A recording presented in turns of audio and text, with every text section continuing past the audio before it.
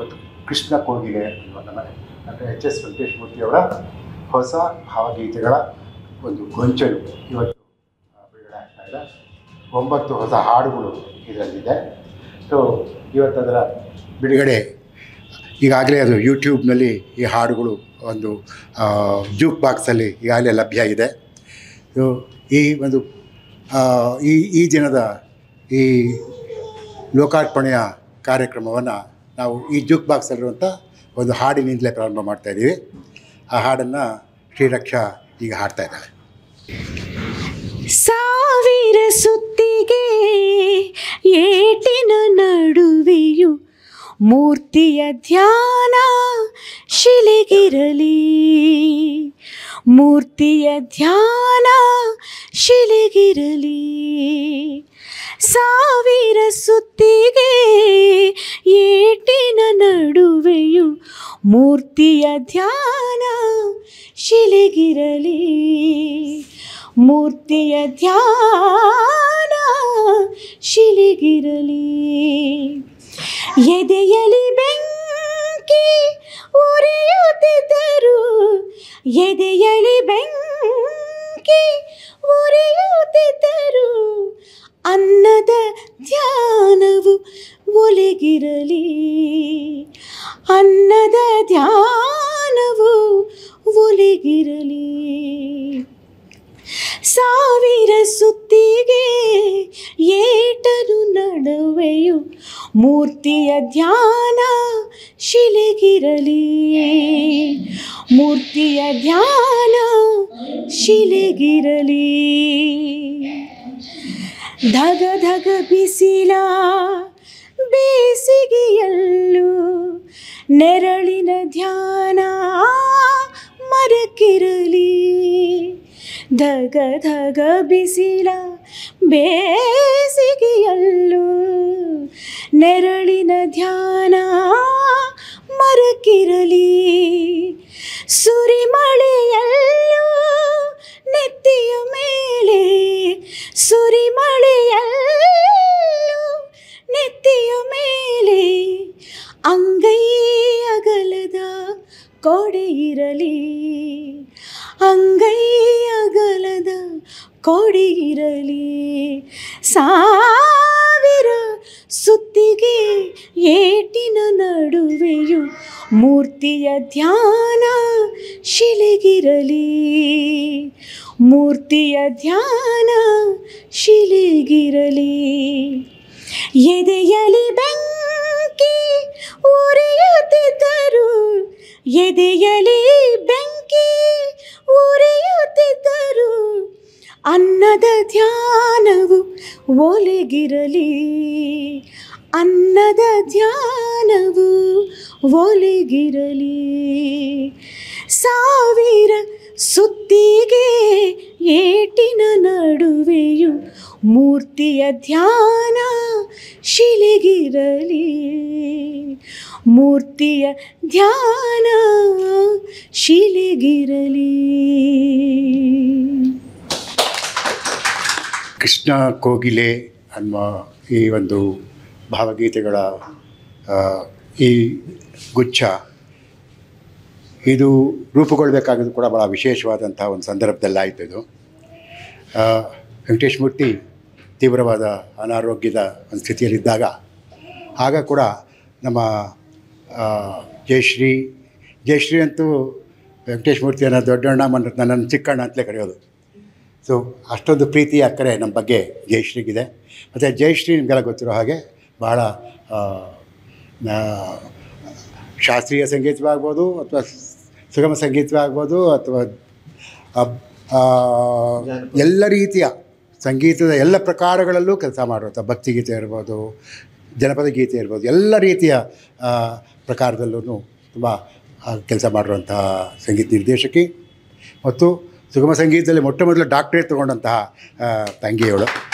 So Jayashree ಭಾಳದಿಂದ ಆಸೆ ಇತ್ತು ಅವ್ರಿಗೆ, ವೆಂಕಟೇಶ್ಮೂರ್ತಿಯ ಹಾಡುಗಳದೇ ಒಂದು ಆಲ್ಬಮ್ ಮಾಡಬೇಕು ಅನ್ನೋದಿತ್ತು.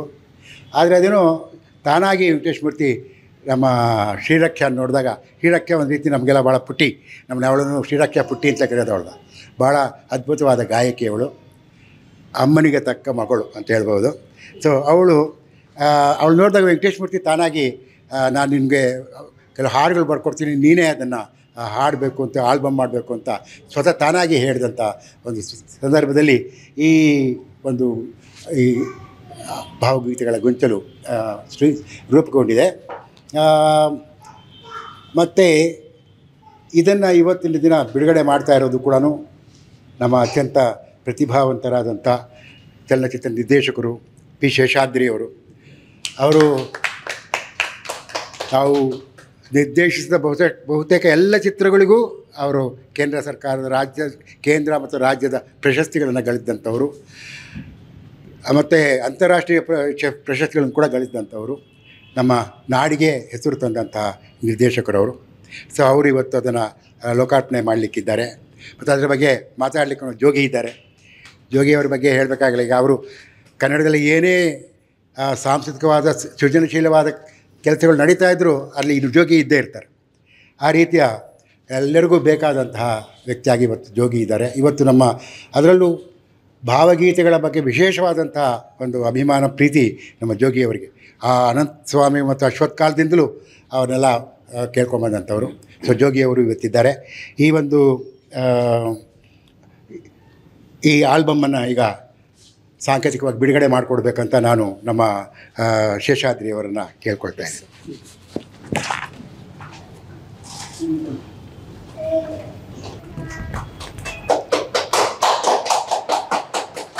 ಈಗ ಬಿಡುಗಡೆಯಾದ ಕೃಷ್ಣ ಕೋಗಿಲೆ ಗಣಸುಳಿಯ ಬಗ್ಗೆ, ಹಾಗೆಯೇ ಎಚ್.ಎಸ್. ವೆಂಕಟೇಶ್ ಮೂರ್ತಿಯವರ ಇದುವರೆಗಿನ ಅವರ ಈ ಸಾಹಿತ್ಯ ಯಾನದ ಬಗ್ಗೆ ನಮ್ಮ ಶೇಷಾದ್ರಿಯವರು ನಾಲ್ಕು ಮಾತು ಹೇಳಬೇಕಂತ ಕೊಡ್ತಾ ಇದ್ದೀನಿ. ಎಲ್ರಿಗೂ ನಮಸ್ಕಾರ. ಒಂದು ವಿಶಿಷ್ಟವಾದ ಕಾರ್ಯಕ್ರಮ ಅಂತ ನಾನು ಭಾವಿಸ್ತೀನಿ. ಸಾಮಾನ್ಯವಾಗಿ ಪುಸ್ತಕ ಬಿಡುಗಡೆ ಸಮಾರಂಭದಲ್ಲಿ ಪುಸ್ತಕಗಳು ನಮ್ಮ ಜೊತೆ ಇರುತ್ತೆ. ಕ್ಯಾಸೆಟ್ ಬಿಡುಗಡೆ ಸಮಾರಂಭದಲ್ಲಿ ಕ್ಯಾಸೆಟ್ ಇರ್ತಾಯಿತ್ತು. ಹಾಗೆ ಸಿ ಡಿಗಳ ಸಂದರ್ಭದಲ್ಲಿ ಸಿ ಡಿ ಇರ್ತಾಯಿತ್ತು. ಪೆನ್ ಡ್ರೈವ್ ವಿಚಾರ ನಾನು ಹೇಳೋಕ್ಕೋಗಲ್ಲ. ಆದರೆ ಇವತ್ತು ಗೀತೆಗಳನ್ನು ಬಿಡುಗಡೆ ಮಾಡೋದು ಅಂದರೆ ಹೇಗೆ, ಹಾಡೋದ್ರ ಮೂಲಕನ, ಕೇಳಿಸ್ಕೊಳ್ಳೋದ್ರ ಮೂಲಕನ, ಅದರ ಒಂದು ಝಲಕ್ಕನ್ನು ಶ್ರೀರಕ್ಷಾ ಅವರು ಈಗಾಗಲೇ ಹಾಡಿದ್ದಾರೆ. 9 ಗೀತೆಗಳು ಅಂತ ನಾನು ಕೇಳಿದೆ. 9 ಗೀತೆಗಳನ್ನ ನಾನು ಕವಿಗಳು ಕಳಿಸ್ಕೊಟ್ರು ಒಂದು ವಾಟ್ಸಪ್ನಲ್ಲಿ. ವಾಟ್ಸಪ್ ಬಂದಾಗ ನೋಡಿದೆ 9 ಗೀತೆಗಳು. ಅದರಲ್ಲಿ 4-5 HSV ಅವರ ಕೈ ಬರಹದಲ್ಲಿದ್ದಂಥದ್ದು. ಇವರ ಭಾವಗೀತೆಗಳು ಎಷ್ಟು ಸುಂದರವೋ ಕೈ ಬರಹವೂ ಅಷ್ಟೇ ಸುಂದರ ಅಂತ ನನಗೆ ಗೊತ್ತಾಯಿತು. ಅದೊಂದು ದಾಖಲಾರ್ಹ ವಾಟ್ಸಪ್ ಮೆಸೇಜ್ ಅಂತ ನಾನು ಭಾವಿಸ್ತೀನಿ. ನಿಮ್ಮ ಜೊತೆ ಕೂತ್ಕೊಂಡಿರೋದೇ ನಂಗೆ ಭಾಳ ಸಂತೋಷ ಸರ್. ಸುಮಾರು ಒಂದು 35 ವರ್ಷಗಳಿಂದ ನಾನು ಅವ್ರನ್ನ ಹತ್ತಿರದಿಂದ ಬಲ್ಲೆ. ಮುಖ್ಯವಾಗಿ ನಾನು ಚಿನ್ನಾರಿ ಮುತ್ತ ಅನ್ನೋ ಸಿನಿಮಾಗೆ ಸಹ ನಿರ್ದೇಶಕನಾಗಿದ್ದಾಗ ಅದಕ್ಕೆ ಕಥೆ, ಚಿತ್ರಕಥೆ ಮತ್ತು ಹಾಡುಗಳ ಬಗ್ಗೆ ನಾನು ನಿಮ್ಗೆ ಹೇಳಬೇಕಾಗಿಲ್ಲ. ಹೇಗಿದ್ದ ಮುತ್ತ, ಹೇಗಾದ ಗೊತ್ತಾ, ಇಂಥ ಹಾಡುಗಳನ್ನು ಚಿನ್ನಾರಿ ಮುತ್ತ ಅದಷ್ಟು ರೆಕಾರ್ಡ್ ಆದದ್ದು ಎಂಥ ಕಾಕತಾಳೀಯ ಅಂದರೆ ಜಯಶ್ರೀ ಮತ್ತು ಅರವಿಂದ್ ಅವರ ಸ್ಟುಡಿಯೋದಲ್ಲಿ ಅಲ್ವಾ ಸರ್? ನಂಗೆ ಚೆನ್ನಾಗಿ ನೆನಪಿದೆ. ಸುಮಾರು ಎಕ್ಸಾಕ್ಟ್ಲಿ 31 ವರ್ಷಗಳ ಹಿಂದೆ ಆದಂಥ ಒಂದು ನಿಜವಾದ ಒಂದು ಅಭೂತಪೂರ್ವವಾದಂಥ ಕೆಲಸ. ಅದಕ್ಕೂ ನಾನು ಜೊತೆಯಾಗಿದ್ದೆ, ಇದಕ್ಕೂ ನಾನು ಜೊತೆಯಾಗಿದ್ದೀನಿ ಅನ್ನೋದು ನನ್ನ ಹೆಮ್ಮೆ. ಆ ಹಾಡುಗಳ ಸಂದರ್ಭದಲ್ಲಿ ತುಂಬ ಅಪರೂಪದ್ದು. ಭಾರತೀಯ ಚಿತ್ರರಂಗ ಅಷ್ಟೇ ಅಲ್ಲ, ಕನ್ನಡ ಚಿತ್ರರಂಗಕ್ಕೂ ಹೋಲಿಸಿದ್ರೆ ಒಂದು ಚಿತ್ರಕಥೆಯಲ್ಲಿ ಹಾಡುಗಳು, ಚಿತ್ರಕಥೆಯನ್ನು ಒಬ್ಬನೇ ವ್ಯಕ್ತಿ ಬರೆದದ್ದು ಅಪರೂಪದ ವಿಚಾರ. ಆ ಚಿತ್ರಕಥೆಯ ಸ್ಕ್ರಿಪ್ಟ್ ಬಂದಾಗ ಅದು ಕೂಡ ಕೈ ಬರಹದಲ್ಲಿ ಬಂದಿತ್ತು. ಅವಾಗಿನ್ನೂ ಟೈಪ್ ರೈಟಿಂಗ್ ಮಾಡೋದು ಅಥವಾ ಕಂಪ್ಯೂಟರ್ ಅದೆಲ್ಲ ಇರಲಿಲ್ಲ. ಆ ಚಿತ್ರಕಥೆಯನ್ನು ಓದಿ ಪ್ಲ್ಯಾನಿಂಗ್ ಮಾಡ್ಕೊಳ್ಳೋದಕ್ಕಿಂತ ನಮಗೆಲ್ಲ ಬರುತ್ತೆ ಸ್ಕ್ರಿಪ್ಟು. ಬಂದಾಗ ನೋಡಿ ಎಷ್ಟು ಚೆನ್ನಾಗಿದೆಯಲ್ಲ ಇದು, ಇದರಲ್ಲಿ ಪದ್ಯ ಯಾವುದು, ಸಂಭಾಷಣೆ ಯಾವುದು ಅಂತ ಕೇಳ್ತಾ ಇದ್ದೆ ನಾನು. ಯಾಕೆಂದರೆ ಸಂಭಾಷಣೆ ಪದ್ಯದ ಹಾಗಿರ್ತಾ ಇತ್ತು, ಪದ್ಯ ಸಂಭಾಷಣೆ ಆಗಿರ್ತಾ ಇತ್ತು. ಎರಡಕ್ಕೂ ಅಂಥ ವ್ಯತ್ಯಾಸ ಅಂದರೆ ಅಂಥ ಒಂದು ಲಯ ಅವರ ಬರಹದಲ್ಲಿ, ಅವರ ಸಾಹಿತ್ಯದಲ್ಲಿ ಇಡೀ ಕನ್ನಡಿಗರು ನೋಡಿದ್ದಾರೆ. ನಾನು ಇವತ್ತು ಅವ್ರನ್ನ ಭೇಟಿ ಮಾಡಿದಾಗ ಕೇಳಿದೆ, ಸರ್ ಎಷ್ಟು ಪದ್ಯಗಳನ್ನು ನೀವು ಬರೆದಿರ್ಬೋದು ಅಂತ. 1000ಕ್ಕೂ ಹೆಚ್ಚು ಪದ್ಯಗಳನ್ನು ಇಲ್ಲಿವರೆಗೂ ಅವರು ರಚಿಸಿದ್ದಾರೆ. ಅದರಲ್ಲಿ ಎಷ್ಟು ಪದ್ಯಗಳಿಗೆ ರಾಗ ಸಂಯೋಜನೆ ಆಗಿರಬಹುದು ಅಂತ ಕೇಳಿದೆ. 1000ನೂ ಆಗಿದೆಯಾ ಅಂತ. ಇಲ್ಲ ಸುಮಾರು 300ಕ್ಕೂ ಹೆಚ್ಚಾಗಿದೆ ಅಂದರು. ಇದು ಪ್ರಾಯಶಃ ಒಂದು ದಾಖಲೆನೇ. ನಿಜವಾಗಿಯೂ ಸರ್, ನೀವು ನಾಡಿನ ಕವಿ ಎಚ್.ಎಸ್. ವೆಂಕಟೇಶ್ ಮೂರ್ತಿಯವರು ನಿಜವಾಗಿಯೂ ರಾಷ್ಟ್ರಕವಿ ಅಂತ ಕೊಟ್ಟರೆ ಭಾಳ ಸಂತೋಷ ನಾವೆಲ್ಲ ಕನ್ನಡಿಗರಿಗೆ. ಇನ್ಯಾರೂ ನನಗೆ ಅಷ್ಟ ರಾಷ್ಟ್ರಕವಿ ಅಂತ ಕಾಣಿಸಲ್ಲ. ರಾಷ್ಟ್ರಕವಿ ಬರುತ್ತೋ ಇಲ್ವೋ ಗೊತ್ತಿಲ್ಲ ಸರ್, ನೀವು ನಾಡಿನ ಕವಿ ಅನ್ನೋದೇ ದೊಡ್ಡ ಹೆಮ್ಮೆ ನಮಗೆಲ್ಲರಿಗೂ ಕನ್ನಡಿಗರಿಗೆ. 80ರ ಹರೆಯದಲ್ಲೂ ಬರದ ಸನ್ನಿವೇಶವನ್ನು ಲಕ್ಷ್ಮಣರಾಯರು ಹೇಳ್ತಾ ಇದ್ರು. ಅನಾರೋಗ್ಯದ ಸಂದರ್ಭದಲ್ಲಿ ಯಾರಾದರೂ ಬರೆಯೋದನ್ನು ನೀವು ಕೇಳಿದ್ದೀವ ಅಲ್ವಾ? ಅದು ಅನಾರೋಗ್ಯ ಅನ್ನೋದು ದೇಹಕ್ಕೆ ಹೊರತು ಮನಸ್ಸಿಗಲ್ಲ ಅಂತ ನಮಗೆ ಅರ್ಥ ಆಗುತ್ತೆ. ಅಷ್ಟು ಪ್ರೀತಿಯಿಂದ ಬರೆದು ಕೊಟ್ಟಿದ್ದಾರೆ. ಆ 2 ಸಾಲನ್ನ ಕೇಳಿದ್ರೆ ಎಷ್ಟು ರೂಪಕ ಅಡಗಿದೆ, ಎಷ್ಟು ಪದರಗಳಲ್ಲಿ ಸಾಲುಗಳಿದೆ. ಎದೆಯ ಬೆಂಕಿ, ಅನ್ನ, ಮತ್ತು ಹಾಗೆ ಚೂಳಿಯ ಇದು ಸುತ್ತಿಗೆಯ ಪೆಟ್ಟು ಒಂದು ಶಿಲೆ ಆಗುವಂಥದ್ದು, ಅದರ ಧ್ಯಾನ ನಿನಗಿರಲಿ ಅನ್ನೋದಿದೆಯಲ್ಲ, ಅವೆರಡನ್ನೂ ಯೋಚನೆ ಮಾಡಿದ್ರೆ ಅದು ನಮ್ಮನ್ನು ಹಲವಾರು ಚಿಂತನೆಗೆ ಉಂಟು ಮಾಡುತ್ತೆ. ನಮ್ಮಲ್ಲಿ ಒಂದು ಒಳ್ಳೆಯ ತರಂಗಗಳನ್ನು, ನಮ್ಮ ಮನಸ್ಸಿನಲ್ಲಿ ಒಂದು ಭಾವನೆಗಳನ್ನು ಒಕ್ಕೋ ಹಾಗೆ ಮಾಡುತ್ತೆ. ಅವನಿಗೆ ಕೇಳಿಸ್ಕೊಳ್ಳೋದು ಕವಿ ಆಗಿರಬೇಕು ಇಲ್ಲ, ಸಹೃದಯಿ ಆಗಿದ್ರೆ ಸಾಕು. ಆ ಸಹೃದಯ ಎಲ್ಲ ಮನಸ್ಸನ್ನು ಮುಟ್ಟುವಂಥ ಪದ್ಯಗಳನ್ನು ನಿರಂತರವಾಗಿ ಬರ್ಕೊಂಬಂದಿದ್ದಾರೆ ಕವಿಗಳು. ಅಂಥ 9 ಗುಚ್ಛಗಳು ಈಗಾಗಲೇ ಯೂಟ್ಯೂಬ್ ಚಾನಲ್ನಲ್ಲಿ ಬಿಡುಗಡೆ ಆಗಿದೆ ಅಂತ ಕೇಳಿದೆ. ಇವತ್ತು ಆಗಿದೆ. ಅದನ್ನು ಪ್ರಾಯಶಃ ಎಲ್ಲ ಸಹೃದಯರು ಕೇಳಬಹುದು. ಇದೊಂದು ವಿಶಿಷ್ಟವಾದ ಪ್ರಯೋಗ ಅಂತ ನನಗನ್ಸುತ್ತೆ ನಿಜವಾಗಿಯೂ. ಹಾಗಾಗಿ ನಾವು ನಿಜವಾಗಿಯೂ ಇದು ಹೆಮ್ಮೆಯಿಂದ, ಸಂತೋಷದಿಂದ ಇದನ್ನು ಲೋಕಾರ್ಪಣೆ ಕಾರ್ಯಕ್ರಮದಲ್ಲಿ ನಾನು ಕೂಡ ಭಾಗಿಯಾಗಿದ್ದೀನಿ. ಈ ವೇದಿಕೆಯಲ್ಲಿ ಹಾಗೆ ನೋಡಿದ್ರೆ ನಾನು ಭಾಗಿಯಾಗಿದ್ದೀನಿ ಅಂತ ಸಂತೋಷ ಕೇಳ್ತಾ ಇದ್ದೀನಿ. ನನ್ನನ್ನು ಯಾತಕ್ಕೆ ಕವಿಗಳು ಮತ್ತು ಎಲ್ಲ ಆಹ್ವಾನಿಸಿದ್ರೋ ಗೊತ್ತಿಲ್ಲ. ನಾನು ಕವಿಯಲ್ಲ, ಹೆಚ್ಚು ಕಮ್ಮಿ ಇಲ್ಲಿ ಕುಳಿತಿರೋರು ಎಲ್ಲರೂ ಕವಿಗಳೇ, ನಿಮ್ಮನ್ನು ಹೊರತು ನಾನು ನೀವು ಇಬ್ಬರು ಅಲ್ಲ ಅಲ್ವಾ? ಆದರೆ ನೀವು ಹಾಡುಗಾರ್ತಿ, ಆ ರ್ಯಾಂಕಿಂಗ್ ಆದರೂ ನಿಮಗಿದೆ, ನಂಗೆ ಅದೂ ಇಲ್ಲ. ನನ್ನ ಹಾಡು ಕೇಳಿದ್ರೆ ಈ ಕಾರ್ಯಕ್ರಮದಲ್ಲಿ ಮುಂದಕ್ಕೆ ಹೋಗಲ್ಲ. ಹಾಗಾಗಿ ಈ ಕವಿಗಳ ಮಧ್ಯೆ ಕೂತ್ಕೊಳ್ಳೋದೇ ಒಂದು ಸೌಭಾಗ್ಯ. ಬೇರೆ ಬೇರೆಯ ಕ್ಷೇತ್ರದಲ್ಲಿ, ತಮ್ಮದೇ ಆದ ಕ್ಷೇತ್ರದಲ್ಲಿ ನಿಜವಾದ ಒಂದು ದೊಡ್ಡ ಸಾಧನೆಯನ್ನು ಮಾಡಿದ್ದಾರೆ. ಅರವಿಂದ್ ಅವರು ನಮ್ಮ ಎದುರುಗಡೆ ಕೂತಿದ್ದಾರೆ, ಅವ್ರು ನಿಮಗೆ ಕಾಣಿಸ್ತಾ ಇಲ್ಲ. ಅವರ ಪ್ರತಿರೂಪವಾಗಿ ಅವರ ಅರ್ಧಾಂಗಿ ಜಯಶ್ರೀ ಅವ್ರ ನಮ್ಮ ಮಧ್ಯೆ ಇದ್ದಾರೆ.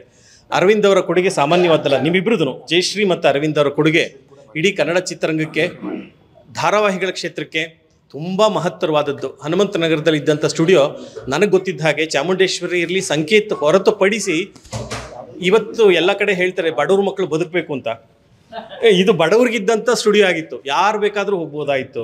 ಕ್ಯಾಸೆಟ್ಗಳು, ಸಿನಿಮಾಗಳು, ಆ ಹಾಡುಗಳು, ಅದು ಒಂದು ಸಾಂಸ್ಕೃತಿಕ ಲೋಕವನ್ನೇ ಅಲ್ಲಿ ತೆರೆದಿಟ್ಟಿತ್ತು. ಆ ಜಾಗದಲ್ಲಿ ಇವತ್ತಿಗೂ ಆ ಜಾಗದಲ್ಲಿ ನಮ್ಮ ಕಣ್ಣು ಮುಂದೆ ಇದೆ. ಅಶ್ವಥ್ ಅವ್ರು ಕೂತ್ಕೊಂಡು ತಕ್ಷಣದಲ್ಲಿ ಒಂದು ಪದ್ಯಕ್ಕೆ ರಾಗ ಹಾಕಿದ್ದು. ಯಾಕೆಂದರೆ ಅದನ್ನು ನಾನು 3-4 ಸಂದರ್ಭಗಳನ್ನು ಅಲ್ಲೇ ಇದ್ದೆ ನಾನು.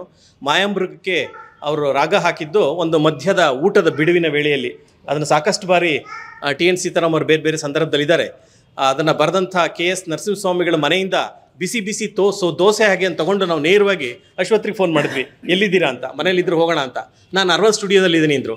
ಅವರಿಗೆ ಮನೆಗಿಂತ ಹೆಚ್ಚಾಗಿ ಅರವನ್ ಸ್ಟುಡಿಯೋನೇ ಮನೆಯಾಗಿತ್ತು ನನಗೆ ಗೊತ್ತಿದ್ದ ಹಾಗೆ. ಅಲ್ಲಿಗೆ ತೊಗೊಂಡೋದ್ರೆ ಊಟದ ಬ್ರೇಕು. ಸೊ ಬ್ರೇಕ್ ಆದಮೇಲೆ ಮಾಡ್ತಾರೆ ಅಂದರೆ ಇಲ್ಲೆಲ್ಲ ಕೊಡಿ ಅಂತ ಬ್ರೇಕ್ ಆಗಿದೆ ಅಂತ ಬ್ರೇಕಿನ ಒಂದು ಅರ್ಧ ಮುಕ್ಕಾಲಿನ ಟೈಮಲ್ಲಿ ಆ ಮಾಯಾಂಬೃಗದ ಹಾಡುಗಳಿಗೆ ಸಂಗೀತ ಹಾಕಿದ್ದು ಅದೇ ಅರವಿಂದ್ ಸ್ಟುಡಿಯೋದಲ್ಲಿ.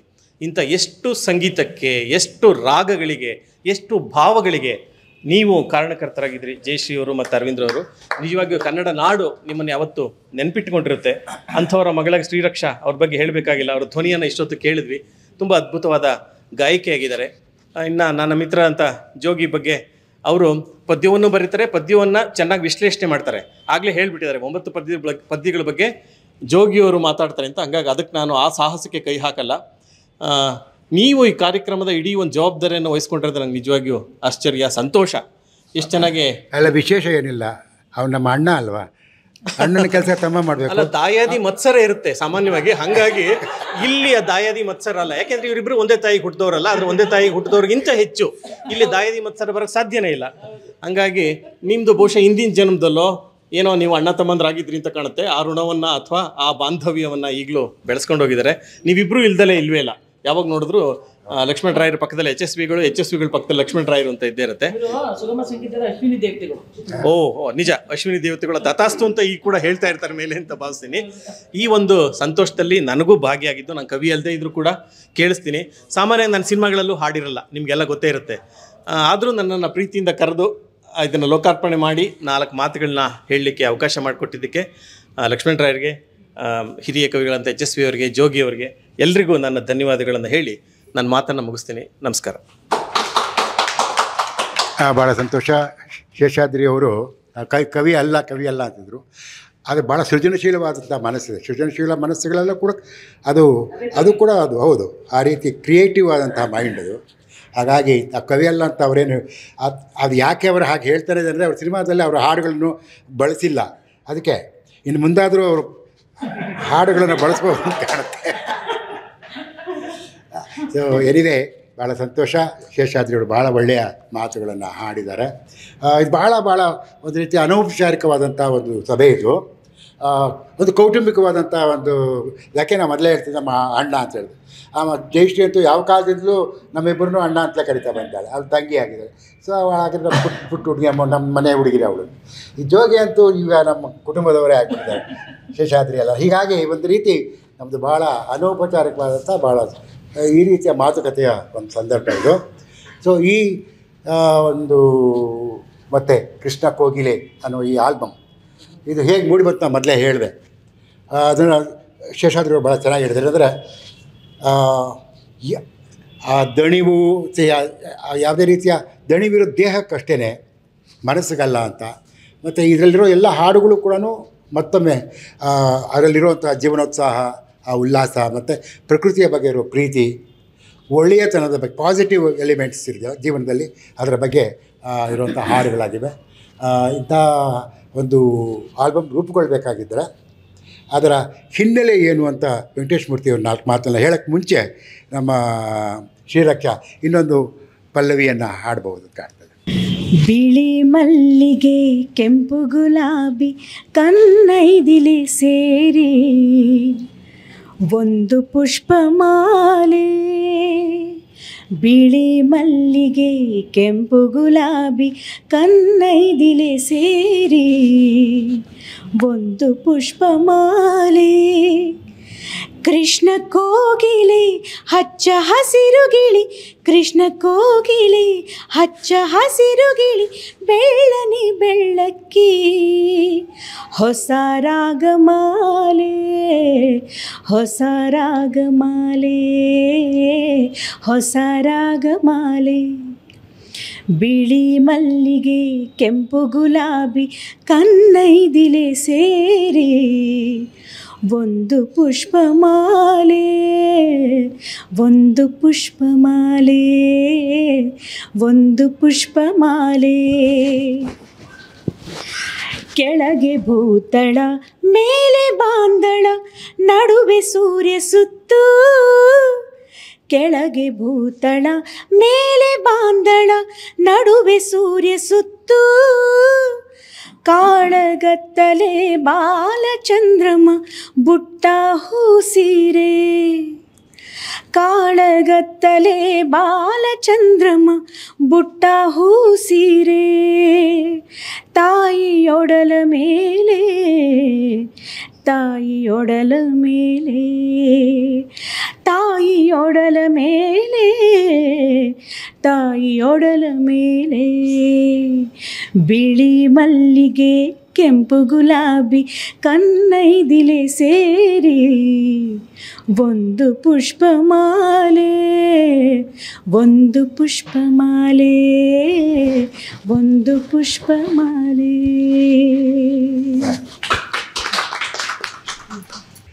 ಈಗ ನಾನು ಜಯಶ್ರೀ ಅರವಿಂದ್ ಅವ್ರನ್ನ ಈ ಪರ್ಟಿಕ್ಯುಲರ್ಲಿ ಈ ಒಂದು ಭಾವಗೀತೆಗಳ ಒಂದು ಆಲ್ಬಮ್ಗೆ ಸಂಗೀತ ಸಂಯೋಜನೆ ಮಾಡಬೇಕಾದ್ರೆ, ರಾಗ ಸಂಯೋಜನೆ ಅಥವಾ ಸ್ವರ ಸಂಯೋಜನೆ ಅಂತ ಹೇಳ್ತೀವಲ್ಲ, ಅದನ್ನು ಮಾಡಬೇಕಾಗಿದಾಗ ಯಾವ ರೀತಿಯ ಸವಾಲುಗಳಿದ್ವು.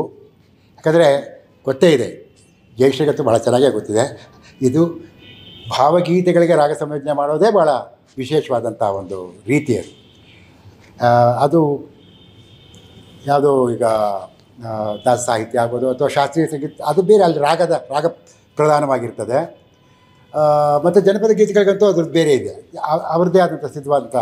ಆದರೆ ಇಲ್ಲಿ ಭಾವಗೀತೆಗಳಲ್ಲಿ ಭಾವಕ್ಕೆ ತಕ್ಕ ಹಾಗೆ, ವಿಚಾರಕ್ಕೆ ತಕ್ಕ ಹಾಗೆ, ಅನುಭವಕ್ಕೆ ತಕ್ಕ ಹಾಗೆ ಅಲ್ಲಿ ರಾಗದ ಎಲ್ಲ ಬಾಗು ಬಳಕುಗಳು, ಬೇರೆ ಬೇರೆಯ ಸ್ವರಗಳು ಅಲ್ಲಿ ಬರಲಿಕ್ಕೆ ಸಾಧ್ಯ ಆಗ್ತದೆ. ಇದರಲ್ಲಿ ನಾನು ಗಮನಿಸಿದ ಹಾಗೇ ಭಾಳ ಸೃಜನಶೀಲವಾದಂಥ ಒಂದು ಸಂಗೀತ ಸಂಯೋಜನೆ ಈ ಒಂದು ಎಲ್ಲ ಗೀತೆಗಳಿಗೂ ಲಭಿಸಿದೆ ಅಂತ ನನಗೂ ಈ ಕ್ಷೇತ್ರದಲ್ಲಿ ಸ್ವಲ್ಪ ಅನುಭವ ಇರುವಂಥ ನನಗೆ ಅನ್ನಿಸ್ತು. ಕೆಲವು ಹಾಡುಗಳಂತೂ ಅದ್ಭುತವಾಗಿ ನನಗೆ ಭಾಳ ಇಷ್ಟವಾದಂಥ ಹಾಡುಗಳಿದೆ. ಕಾಡ ಬಿದಿರಿನಲ್ಲಿ ಒಂದು ಹಾಡ ಚಿಗುರು ಬಂತು, ಅದನ್ನು ಹಾಡಬೇಕು, ಆಮೇಲೆ ಹಾಡ್ತಾಳೆ ನೋಡಿ. ಸೊ ಈ ಒಂದು ಇದಕ್ಕೆ ಆಲ್ಬಮ್ಗೆ ಸಂಗೀತ ಸಂಯೋಜನೆ ಮಾಡುವಾಗ ಏನು ಅನುಭವ ಆಯಿತು, ಏನು ಸವಾಲುಗಳಿದ್ವು, ಅದನ್ನು ಯಾವ ರೀತಿ ಜಯಶ್ರೀ ಅವರು ಅದನ್ನು ಬಗೆಹರಿಸ್ಕೊಂಡ್ರು ಅದನ್ನು ಕೇಳೋಣ. ಈಗ ವೇದಿಕೆ ಮೇಲಿರುವಂತಹ ಇಬ್ಬರು ಅಣ್ಣನಿಗೆ ಹಾಗೂ ಆತ್ಮೀಯ ಜೋಗಿಯವರಿಗೆ ಹಾಗೂ ಶೇಷಾದ್ರಿ ಅವರಿಗೆ ಶೇಷಾದ್ರಿ ನಾನು ಧನ್ಯವಾದ ಹೇಳ್ತೀನಿ. ಯಾಕಂದರೆ ಇಂತಹ ಒಂದು ಶುಭ ಸಂಜೆಯಲ್ಲಿ, ಶುಭ ಶುಕ್ರವಾರ ಅಂತ ಇವತ್ತು ಅಣ್ಣ ಹೇಳ್ತಾಯಿದ್ರು, ಇವತ್ತೆಲ್ಲ ನಾವು ಸೇರಿರೋದು ಬಹುಶಃ ನಮ್ಮ ಜೀವನದ ಅಮೃತ ಕ್ಷಣ ಅಂತ ನಾನು ತಿಳ್ಕೊಳ್ತಾ ಇದ್ದೀನಿ.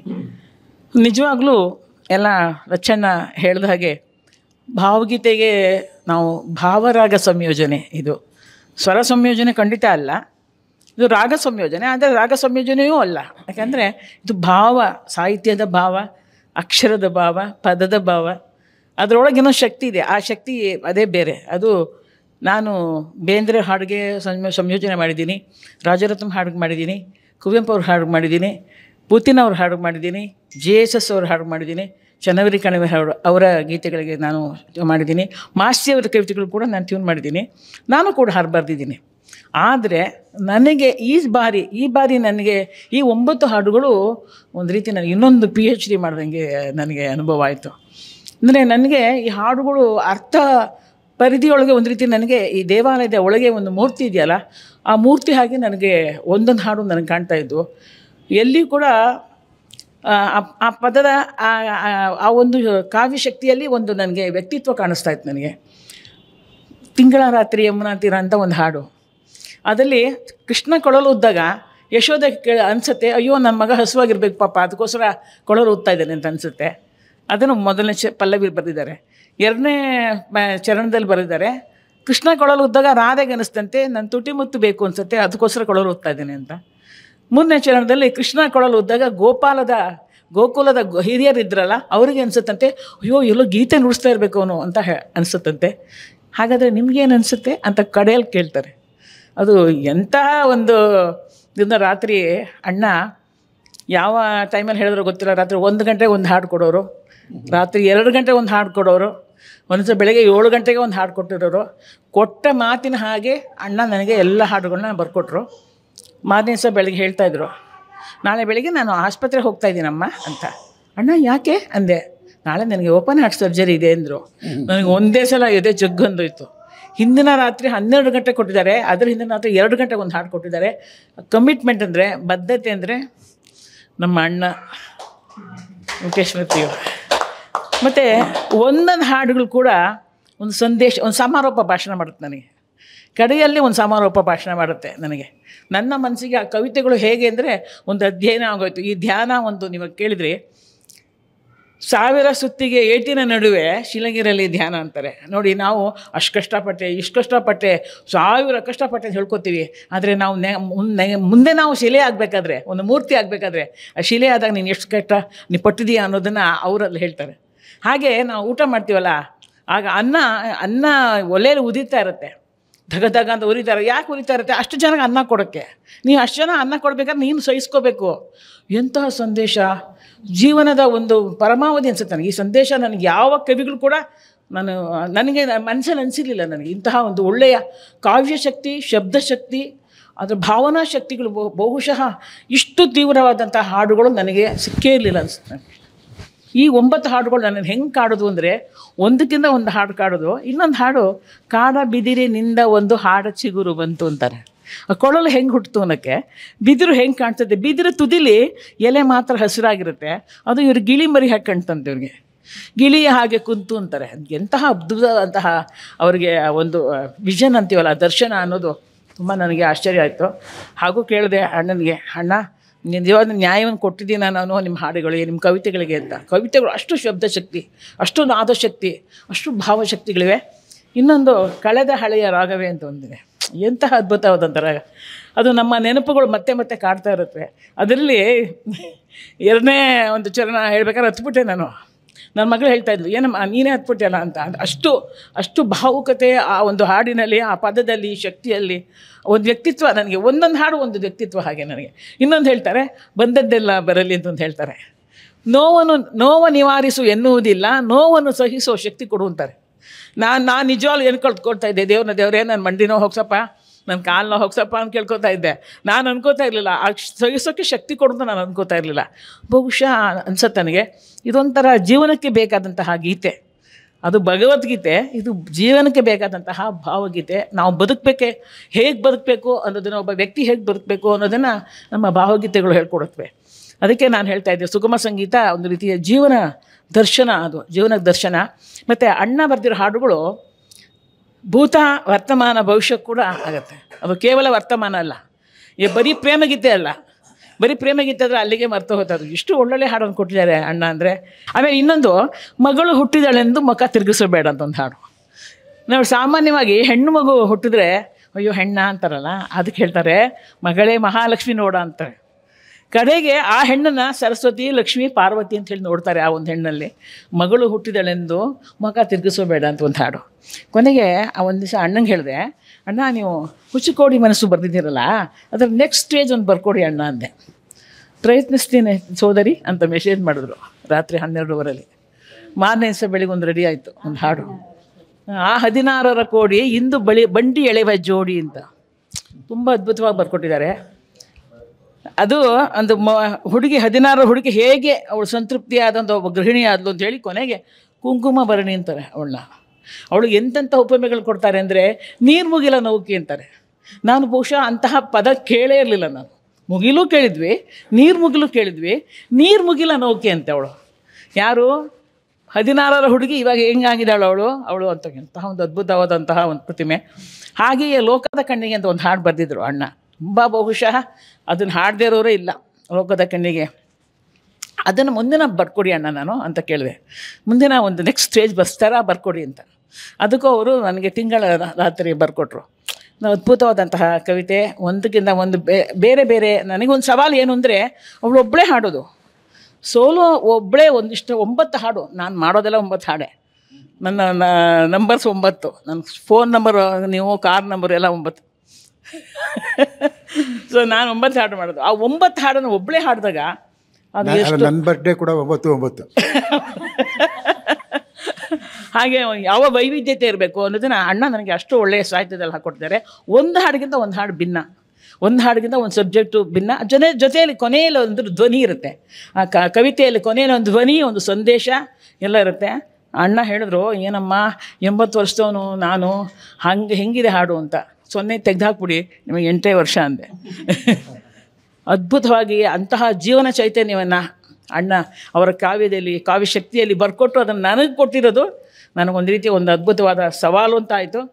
ನಿಜವಾಗ್ಲೂ ನಾನು ಅದನ್ನು ಕೂತ್ರೆ ನಿದ್ರೆ ಅದನ್ನು ಓದೋದು, ಅದನ್ನು ಧ್ಯಾನ ಮಾಡೋದು, ಈ ಪದಕ್ಕೆ ಯಾವ ಥರ ಕೊಡಬೇಕು, ಈ ಪದಕ್ಕೆ ಯಾವ ಥರ ನಾನು ಸಂಯೋಜನೆ ಮಾಡಬೇಕು ಅಂಥೇಳಿ ನಾನು ಯಾವ ರಾಗದ ಬಗ್ಗೆ ಯೋಚನೆ ಮಾಡಲೇ ಇಲ್ಲ ನಾನು.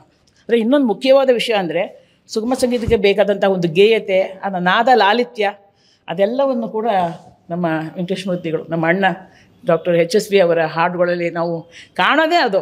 ಹಾಡು ತೊಗೊಂಬಿಟ್ರೆ ಅದೇ ನಮಗೆ ರಾಗ ತೋರಿಸುತ್ತೆ, ಅದೇ ನಮಗೆ ಸಂಯೋಜನೆಗೆ ನಮಗೆ ಅನುವು ಮಾಡಿಕೊಡುತ್ತೆ. ನಾವೇನು ಕಷ್ಟಪಡಬೇಕಾಗಿಲ್ಲ. ಜೋಗಿಯವರು ಕಂಪೋಸ್ ಮಾಡ್ಬೋದು, ಲಚ್ಚಣ್ಣನೂ ಮಾಡ್ಬೋದು, ಶೇಷಾದ್ರಿಯವರು ಮಾಡ್ಬೋದು. ಅಷ್ಟು ಒಳ್ಳೆಯ ಅದ್ಭುತವಾದ ಸಾಹಿತ್ಯ.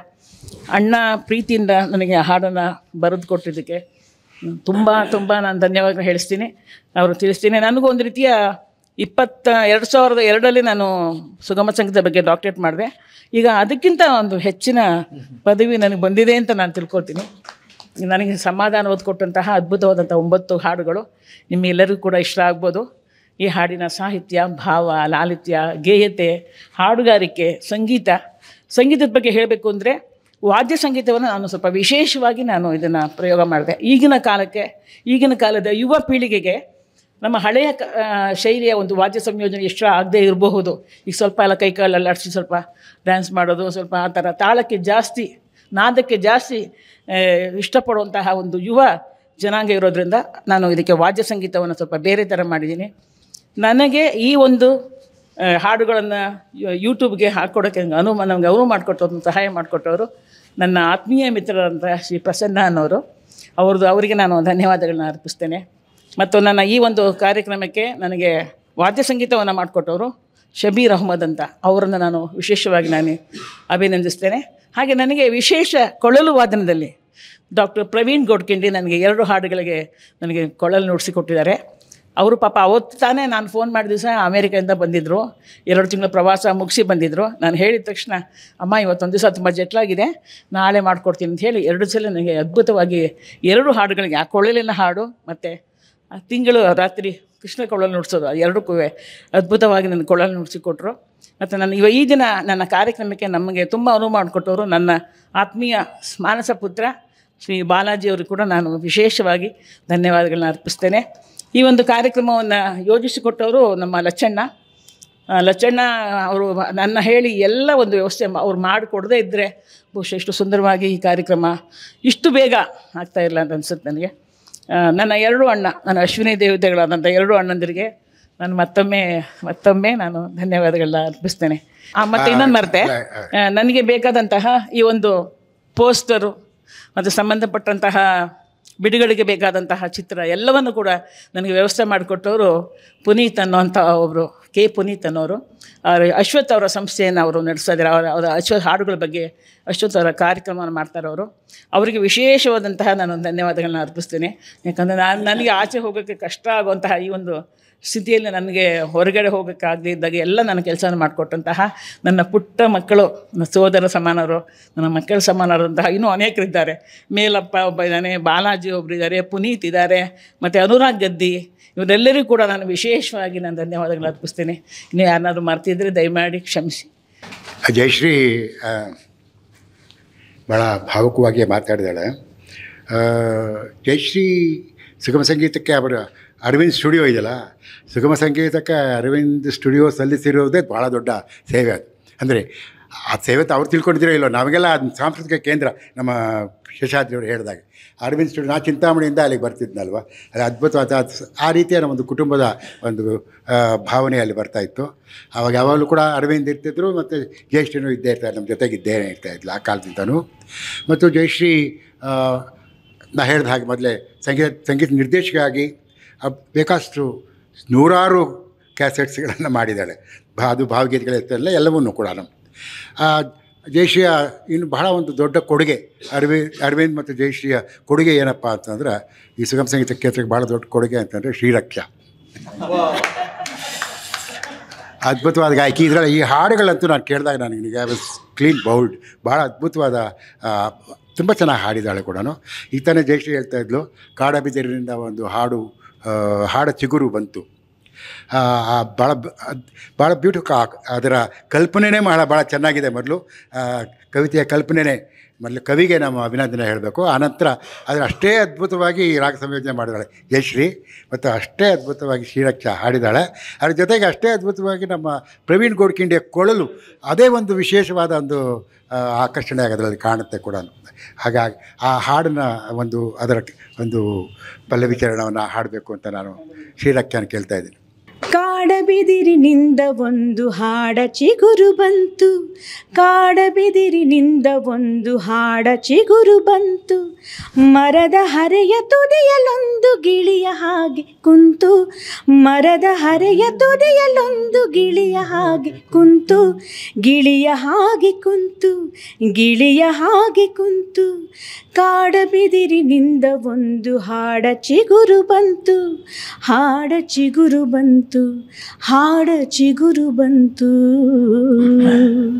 ಬೆರಗಿನಲ್ಲಿ ಕುಣಿಯುತ್ತಿತ್ತು ನವಿಲು ಕಣ್ಣ ತೆರೆದು, ಬೆರಗಿನಲ್ಲಿ ಕುಣಿಯುತ್ತಿತ್ತು ನವಿಲು ಕಣ್ಣ ತೆರೆದು, ಕಾಲ ಕೆಳಗೆ ಯಾರೋ ನೆರಳ ರಂಗವಲ್ಲಿ ಬರೆದು, ಕಾಲ ಕೆಳಗೆ ಯಾರೋ ನೆರಳ ರಂಗವಲ್ಲಿ ಬರೆದು, ರಂಗವಲ್ಲಿ ಬರೆದು, ರಂಗವಲ್ಲಿ ಬರೆದು. ಕಾಡಬಿದಿರಿನಿಂದ ಒಂದು ಹಾಡ ಚಿಗುರು ಬಂತು, ಕಾಡಬಿದಿರಿನಿಂದ ಒಂದು ಹಾಡ ಚಿಗುರು ಬಂತು, ಹಾಡ ಚಿಗುರು ಬಂತು, ಹಾಡ ಚಿಗುರು ಬಂತು.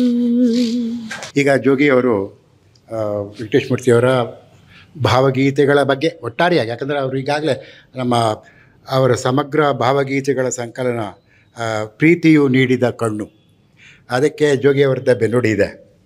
ಈಗಾಗಲೇ ಜೋಗಿಯವರು ವೆಂಕಟೇಶ ಮೂರ್ತಿ ಅಥವಾ ನನ್ನ ಭಾವಗೀತೆಗಳು ನಮಗೆ ಜ್ಞಾಪಕ ಇರುತ್ತೋ ಎಷ್ಟೋ ಸಾಲುಗಳು ನಾವು ಹೇಳ್ತೀರಿ, ಅದೆಲ್ಲನೂ ಜೋಗಿಯವರೇ ಕೋಟ್ ಮಾಡ್ತಿರ್ತಾರೆ.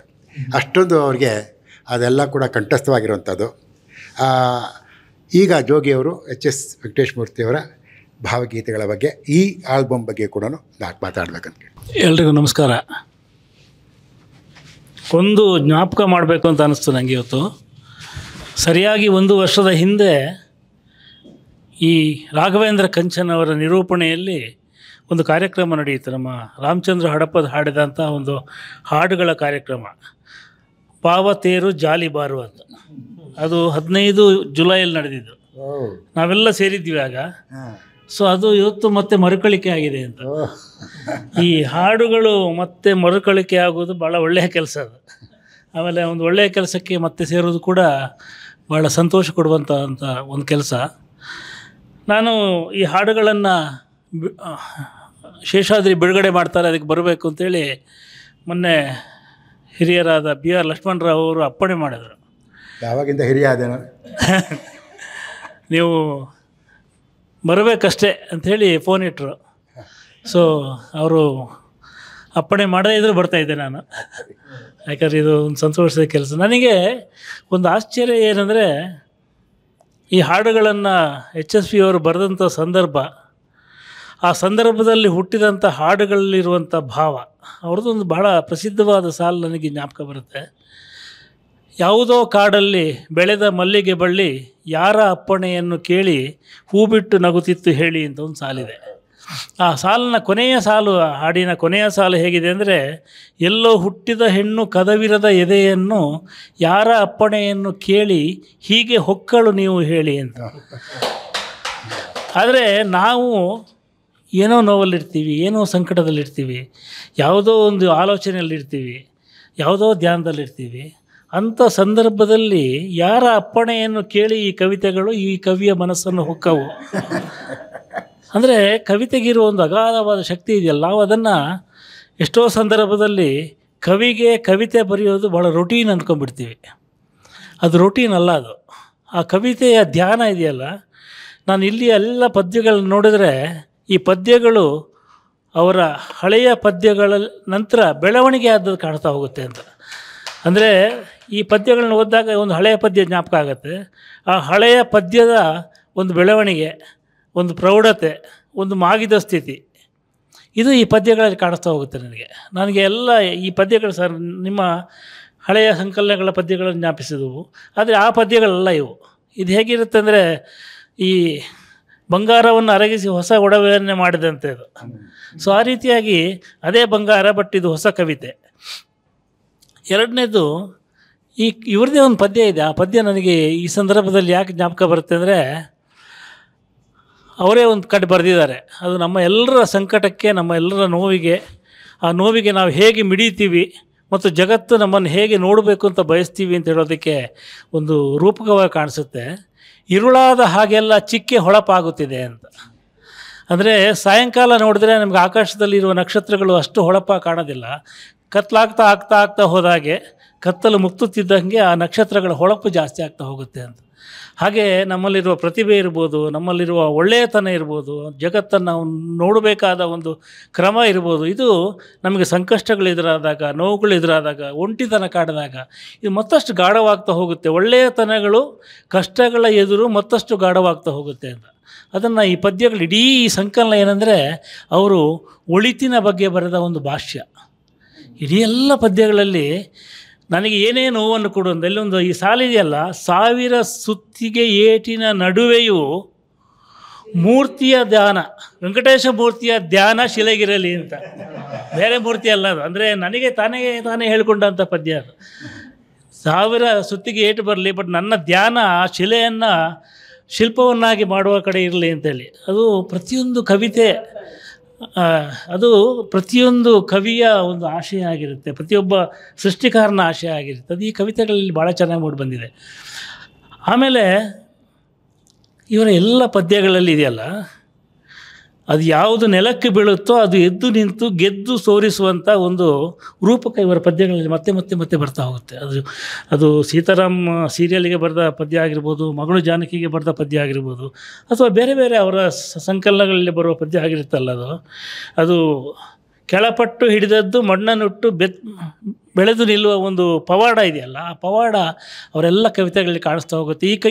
ಈ ಹೊಸ ಸಂಕಲನದಲ್ಲೂ ಅದು ಇದೆ. ಅದು ಈ 9 ಕವಿತೆಗಳಲ್ಲಿ ಕೂಡ ಒಂದು ರೀತಿಯ ಪವಾಡ ಇದೆ, ಒಂದು ರೀತಿಯ ಮನುಷ್ಯನ ಒಂದು ಅಂತರಂಗದಲ್ಲಿ ನಡೆಯುವಂತಹ ಅವನತಿ ಮತ್ತು ಉನ್ನತಿ, ಈ ಚಕ್ರ ಇದೆಯಲ್ಲ, ಈ ಚಕ್ರದ ಚಿತ್ರಣವನ್ನು ಎಲ್ಲ ಕವಿತೆಗಳಲ್ಲಿ ಕೊಡ್ತಾ ಹೋಗ್ತಾರೆ. ಇದು ನನಗೆ ಬಹಳ ರೋಮಾಂಚನ ಹುಟ್ಟಿಸುವಂಥ ಸಂಗತಿ. ನಾನು ಯಾವಾಗಲೂ ಯೋಚನೆ ಮಾಡ್ತಿರ್ತೀನಿ, ಒಂದು ಕವಿಗೆ ನೋವೇ ಆಗೋದಿಲ್ವಾ? ಅವನು ನೋವಿನಲ್ಲಿದ್ದಾಗ ಯಾಕೆ ಅವನು ಒಳ್ಳೆಯ ಒಳಿತಿನ ಕುರಿತ ಕವಿತೆಗಳನ್ನು ಬರೀತಾನೆ ಅಂತೇಳಿ. ಪಾಬ್ಲೋ ನೆರೂಡ ಹೇಳ್ತಾನಲ್ಲ, ಕತ್ತಲೆಯ ಬಗ್ಗೆ ಬರೆಯೋದಕ್ಕೆ ಕತ್ತಲಿದ್ದಾಗಲೇ ಕವಿತೆ ಬರೀಬೇಕು ಅಂತಂದರೆ, ಯಾಕೆ ಕತ್ತಲಿದ್ದಾಗ ಏನು ಬರೀಬೇಕಂದ್ರೆ ಕತ್ತಲೆಯ ಬಗ್ಗೆ ಬರೀಬೇಕು. ಆ ಕತ್ತಲೆಯ ಬಗ್ಗೆ ಬರೆದು ಅದನ್ನು ಜಗತ್ತನ್ನು ಬೆಳಕು ಮಾಡಬೇಕು ಅಂತೇಳಿ. ಈ ಕತ್ತಲು ಮತ್ತು ಬೆಳಕಿನ ಆಟ ಈ ಕವಿತೆಯಲ್ಲಿ ಭಾಳ ಚೆನ್ನಾಗಿದೆ. ಅದರಲ್ಲಿ ಅವ್ರದ್ದೇ ಒಂದು ಸಾಲಿದೆಯಲ್ಲ, ಮುಳುಗದ ಹೊರತು ತೇಲದು ದೋಣಿ ಅಂತೇಳಿ. ಅದು ಬದುಕಿಗೆ ಅನ್ವಯ ಆಗುವಂಥ ಮಾತು. ನಾವು ಮುಳುಗದೆ ಹೋದರೆ ತೇಲೋದಕ್ಕೆ ಆಗಲ್ಲ ಅಂತ. ಸೊ ಅರೆ ಮುಳುಗಿದ ಒಂದು ಭಾವ ವಿಸ್ಮೃತಿ, ಅದರ ಮೂಲಕ ಬೆಳಗುವಂಥ ಒಂದು ಕಾವ್ಯ ವಿಸ್ಮಯ, ಇದೆರಡು ಇವರ ಕವಿತೆಗಳಲ್ಲಿ ಭಾಳ ಸೊಗಸಾಗಿ ಕಾಣ್ತಾ ಹೋಗುತ್ತೆ. ಹೀಗಾಗಿ ಈ ಕವಿತೆಗಳನ್ನು ಓದಿದಾಗ ನಾನು ಪ್ರತಿಯೊಂದು ಕವಿತೆಯ ಬಗ್ಗೆಯೂ ನೀವು ಭಾಳ ಚೆನ್ನಾಗಿ ಹೇಳಿದಿರಿ. ನೀವೊಂದು ಮಾತು ಭಾಳ ಅದ್ಭುತವಾಗಿ ಹೇಳಿದರು. ಎಲ್ಲರೂ ಈ ಕವಿತೆಯನ್ನು ಮೆಚ್ಕೊಂಡಿದ್ದು ಹೇಳ್ತಾ ಒಂದು ಮಾತು ಹೇಳಿದರು, ನೀವು ಕೂಡ ಕಾವ್ಯವನ್ನು ಈ ಕವಿತೆಗಳನ್ನು ಕಂಪೋಸ್ ಮಾಡಬೋದು ಅಂತ. ಬಟ್ ನಾವು ಡಿಕಂಪೋಸ್ ಮಾಡ್ತೀವಿ ಹೊರತು ಕಂಪೋಸ್ ಮಾಡೋಕ್ಕಾಗಲ್ಲ. ಅದನ್ನು ಮಾಡೋದಕ್ಕೆ ನಿಜವಾಗ್ಲೂ ನಿಮ್ಮ ಒಂದು ಮಾತು ನಂಗೆ ಜ್ಞಾಪಕ ಬರುತ್ತೆ ಜರ್ಷಿ ಅವರೇ. ನೀವೊಂದು ಕಡೆ ಭಾವಗೀತೆ ಬೇರೆ, ಸುಗಮ ಸಂಗೀತ ಬೇರೆ ಅಂತ ಹೇಳ್ತೀರಿ. ಒಂದು ಭಾಷಣದಲ್ಲಿ ನಿಮ್ಮದು ಒಂದು ಮಾತಲ್ಲಿ ಕೇಳಿದೆ, ಅಂದರೆ ಭಾವಗೀತೆ ಇದೆಯಲ್ಲ, ಆ ಸುಗಮ ಸಂಗೀತಕ್ಕೂ ಭಾವಗೀತಕ್ಕೂ ಒಂದು ವ್ಯತ್ಯಾಸ ಇದೆ ಅಂತ ಒಂದು ಮಾತು ಹೇಳಿದ್ದನ್ನು ಕೇಳಿದ್ದೆ ನಾನು ಹಿಂದೆ. ಹಾಂ ಹಾಂ ಓಕೆ. ಯಾವುದೋ ನಿಮ್ಮ ಯಾವುದೋ ಒಂದು ಭಾಷಣದಲ್ಲಿ ಎರಡು ಒಂದೇ. Okay okay. ಆದರೆ ಇವತ್ತು ಸುಗಮ ಸಂಗೀತ ಅಂತ ಹೇಳುವ ಒಂದು ವಿಶಾಲವಾದ ವ್ಯಾಪ್ತಿಯಲ್ಲಿ ಒಂದು ಕವನವನ್ನು ತೆಗೆದುಕೊಂಡು ಅದಕ್ಕೆ ಒಗ್ಗಿಸಿಕೊಂಡು ಆ ಕವಿತೆಯ ಭಾವವನ್ನು ಹಿಡಿಯುವಂಥ ಪ್ರಯತ್ನವನ್ನು ಮಾಡಿ ಅದನ್ನು ಇವತ್ತು ಇವರು ಹಾಡಿದಾಗ ನನಗೇನಿಸ್ತಂದರೆ, ನನಗೆ ಇವತ್ತು ಇಲ್ಲಿ ಬಂದು ಆದ ಲಾಭ ಏನಂದರೆ 9 ಕವಿತೆಗಳನ್ನು ಓದುವಂಥದ್ದು, ಅದ್ರ ಬಗ್ಗೆ ಶೇಷಾದ್ರಿ ಆಡಿದ ಮಾತನ್ನು ಕೇಳುವಂಥದ್ದು. ಅದು ಮತ್ತು ಶ್ರೀರಕ್ಷಾ ಪ್ರಿಯರಾಮ್ ಅವರ ಕವಿತೆ ಅವರು ಹಾಡಿದ್ದನ್ನು ನಾನು ಕೇಳಿರಲಿಲ್ಲ, ಇದೇ ಮೊದಲ ಸಲ ಕೇಳ್ತಾ ಇದ್ದೀನಿ. ಸೊ ಅವರ ಕವಿತೆಗಳನ್ನು ಕೇಳುವಂಥ, ಅಂದರೆ ನಿಮಗೆ ಒಬ್ಬರು ಹೊಸ ಅಭಿಮಾನಿ ಹುಟ್ಕೊಂಡಿದ್ದಾರೆ ಅಂತ ಅಂದ್ಕೋಬೋದು ನೀವು, ಯಾಕೆ ನಿಮ್ಮ ಕವಿತೆಗಳನ್ನು ಮತ್ತೆ ಮತ್ತೆ ಕೇಳಲಿಕ್ಕೆ ಹೋಗ್ತೀನಿ ನಾನು. ಹಾಗೆ ನಾನು ಹೇಳಬೇಕಾದ ಕೆಲವು ಮಾತುಗಳನ್ನು ಅವ್ರು ಹೇಳಿದರು. ಈ ತಿಂಗಳ ರಾತ್ರಿ ತೊರೆಯ ಸಮೀಪ ಉರಿದರೆ ಯಾವುದೋ ದೀಪ ಅಂತ ಭಾಳ ಪ್ರಸಿದ್ಧವಾದ ಪದ್ಯ ಇದೆಯಲ್ಲ, ಲೋಕದ ಕಣ್ಣಿಗೆ ರಾಧೆ ಕೂಡ. ಅದನ್ನು ಇಲ್ಲಿ ಅವರು ತಿಂಗಳ ರಾತ್ರಿ ಯಮುನಾ ತೀರ ಕೃಷ್ಣ ನುಡಿಸಲು ಕೊಳಲನ್ನು ತಾಯಿಗನ್ನಿಸಿತು ಹಸಿದಿಹ ಕಂದ ಕೇಳುತ್ತಿಹ ಕೈತುತ್ತನ್ನು ಅಂತ. ಅಂದರೆ ಒಂದೇ ಸನ್ನಿವೇಶವನ್ನು ಇಟ್ಟುಕೊಂಡು, ಹೇಗೆ ಸಿನಿಮಾಗಳಲ್ಲಿ ನೀವು 4 ವಿಭಿನ್ನ ದೃಷ್ಟಿಕೋನಗಳನ್ನು ಕೊಡಲಿಕ್ಕಾಗತ್ತೋ ಹಾಗೆ ಒಂದು ಕವಿತೆಯನ್ನು ಇಟ್ಕೊಂಡು ಆ ತಿಂಗಳ ರಾತ್ರಿ ಯಮುನಾ ತೀರ ಕೃಷ್ಣ ಕೊಳಲನ್ನು ನುಡಿಸ್ತಿರಬೇಕಾದ್ರೆ ತಾಯಿಗೆ ಏನು ಅನಿಸುತ್ತೆ, ರಾಧೆಗೆ ಏನು ಅನಿಸುತ್ತೆ, ಅಥವಾ ಬೃಂದಾವನದ ಹಿರಿಯರಿಗೆ ಏನು ಅನಿಸುತ್ತೆ ಅಂತ 3 ಉತ್ತರವನ್ನು ಕೊಟ್ಟು ಕೊನೆಗೆ ನಮಗೆ ಹೇಳ್ತಾರೆ, ನಿಮಗೇನು ಅನಿಸುತ್ತೆ ಹೇಳಿ ಅಂತ. ಅಂದರೆ ಒಂದು ಕವಿತೆಯನ್ನು ಓಪನ್ ಎಂಡಿಂಗ್ ಆಗಿಬಿಟ್ಟು ಅದನ್ನು ಅಂದರೆ ನಮಗೆ ಅರ್ಪಣೆ ಮಾಡಿಬಿಡ್ತಾರೆ ಅವರು, ಕೇಳುಗನಿಗೆ ನಿಮಗೇನು ಅನಿಸುತ್ತೆ ಹೇಳಿ ಅಂತ. ಈ ಥರದ ಹೊಸ ಪ್ರಯೋಗಗಳಾಗಿರ್ಬೋದು. ಆಮೇಲೆ ನನಗೆ ಸರ್ ಬಹಳ ಇಷ್ಟವಾಗೋದು ಏನಂದರೆ, KS ನರಸಿಂಹಸ್ವಾಮಿಯ ಪದ್ಯಗಳಲ್ಲಿ ಅವರು ಬಣ್ಣಗಳನ್ನು ಬಹಳ ಚೆನ್ನಾಗಿ ಬಳಸ್ತಾರೆ. ಅವರ ಎಲ್ಲ ಕವಿತೆಗಳಲ್ಲೂ ಹಸಿರು, ಕೆಂಪು, ನೀಲಿ, ಆಕಾಶ ಅಥವಾ ನಕ್ಷತ್ರಗಳು ಅಥವಾ ನವಿಲಿನ ಕಣ್ಣು, ಹೀಗೆ ಅವರಲ್ಲಿ ಬಣ್ಣಗಳು ಬರ್ತಾ ಹೋಗ್ತವೆ.